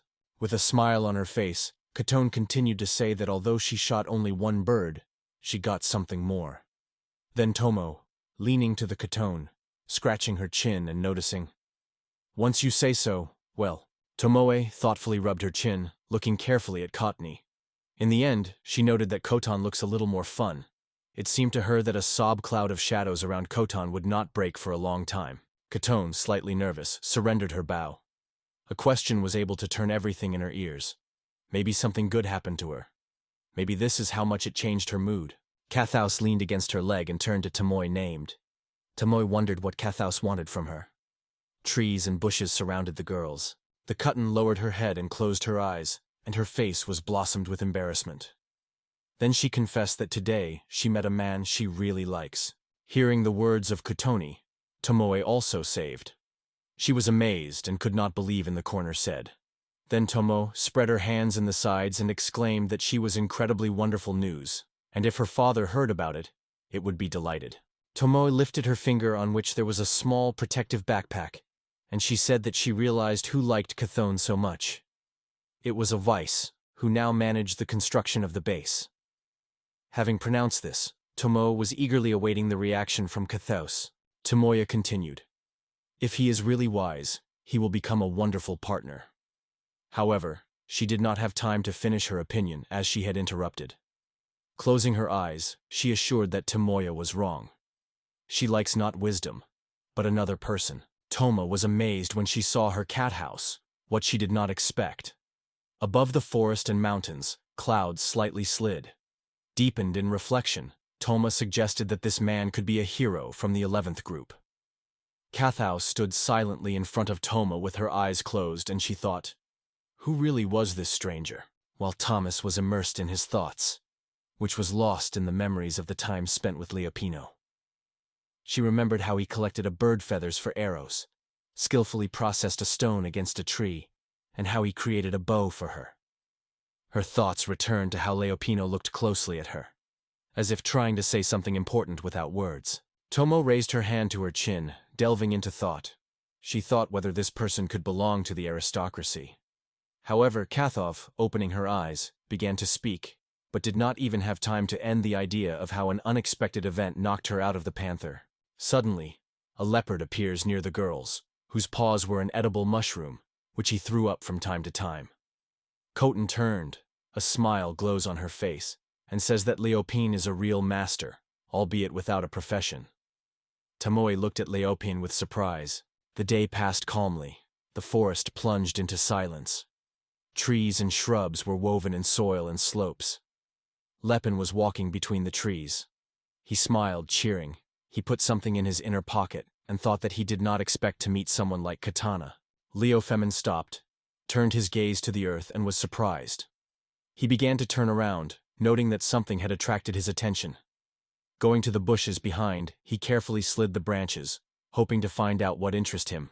Leopin looked at the ground with delight and repeated that he could not believe his eyes. An incredible amount of green onions grew around. A table with the characteristics of onions appeared in front of him. Its quality reached the second level. This plant is widely used in both medicine and cooking. The discoverer sat down, pulled one onion from the ground and lifted it, while others sprouted around. He then raised his hand to his chin and confidently stated that this plant was grown in the east. Leopine kept the onion stem in his hands, and his face blossomed with a joyful smile. Then he, full of delight, noted that he was surprised by such an unexpected meeting, because he just planned to use onions in cooking. With these thoughts, Leopine went back to a freshly built base. Leopin approached a massive stone, which has already been cleaned and sliced mushrooms and onions. A well-sharpened stone lay next to these ingredients. Taking a wand in his hands, Leopin carefully examined her, noting that she seems quite suitable. Lepin kept a thin wand in one hand, while the other stringing food on her. While he was engaged in this, he periodically licked his lips. After completing the stringing process, Lepin put it over a small hole and ignited fire. Next to the fire lay a bag of salt. Leopin stood, crossing his arms on his chest, in front of the stove in which the fire was burning. At the top of the furnace there was a hole where the food was prepared. Watching all this, Leopin confessed that he was missing the times when he helped in the bar. Closing his eyes and smiling, Leopin said that at the time the bar could get free drinks. Clouds of smoke from the stove enveloped the leopard, and behind it, a fence with a forest. Looking at food, Leopin noted that everything seems to be ready. Leopin took one of the sticks for food, and with inspiration said that a dish named Nagima was ready. A table with the characteristics of this food soon appears in front of him. Nagima was made from the bird. Its quality is estimated at 10, and it helps to treat colds. Leopin kept one eating wand in his hands without taking his look away from the dish. His face was red, and the food smoked, releasing steam pillars. Leopin lifted his wand to his mouth, announcing the time for the meal. He tasted the first piece carefully, because the dish was still breathing in a hot aroma. As soon as the food got into the mouth of the leopard, his eyes suddenly lit up with a bright glitter. Leopard tilted his head slightly, continuing to chew his food. Ants ran through Leopold's body. He clenched one hand in a fist, and in the other held a stick for food. In a moment, Leopard suddenly exclaimed with enthusiasm that it was a flawless meat. Leopin's face blushed with pleasure, and he continued to hold his wand in his hand. Leopin stood near the plate. With one hand he eaten the remains on one wand, and the other was already stretching for another lying on the stove. He noted that the food was incredibly delicious, and the green bulbs were tender and crispy. All the foods for which Lupin roasted food were lying without work on the ground. Lupin sat on the ground himself, spreading his legs in different directions. With one hand clinging to life, the other leaned to the ground. He noted that he is now feeling full of life. Soon, Liopin stood up and noted that it was time to put everything in order. He stood in front of the stove, and a little further, on the table, lay the remains of unused products. He looked at the onion roots and thought, Leopan still held unused onion roots. He looked at them and remembered how long ago the bar manager told him something interesting. There was a high fence behind the leopard. Leopin kept the onion root and looked at it carefully. He remembered how the bar manager told him that if you soaked the onion roots in the water, the stems could sprout again. Leopin blossomed into a wide smile when he thought a brilliant decision. He stood in front of the table, wiping his face with one hand, and the other firmly held the roots of the onion. Leopen made the decision to try to grow onions in this way. Lepin happily shook his arms and exclaimed that if he can grow onions, he will be able to enjoy it as much as he wants. To do this, he needs to find a pond. Behind him stood the fence, and then scattered a forest with mighty mountains. Jumping, Leopen raised his hand up and stated that it was time to go in search of a site for growing onions. Clouds floated over the roof of his house, covering the sky.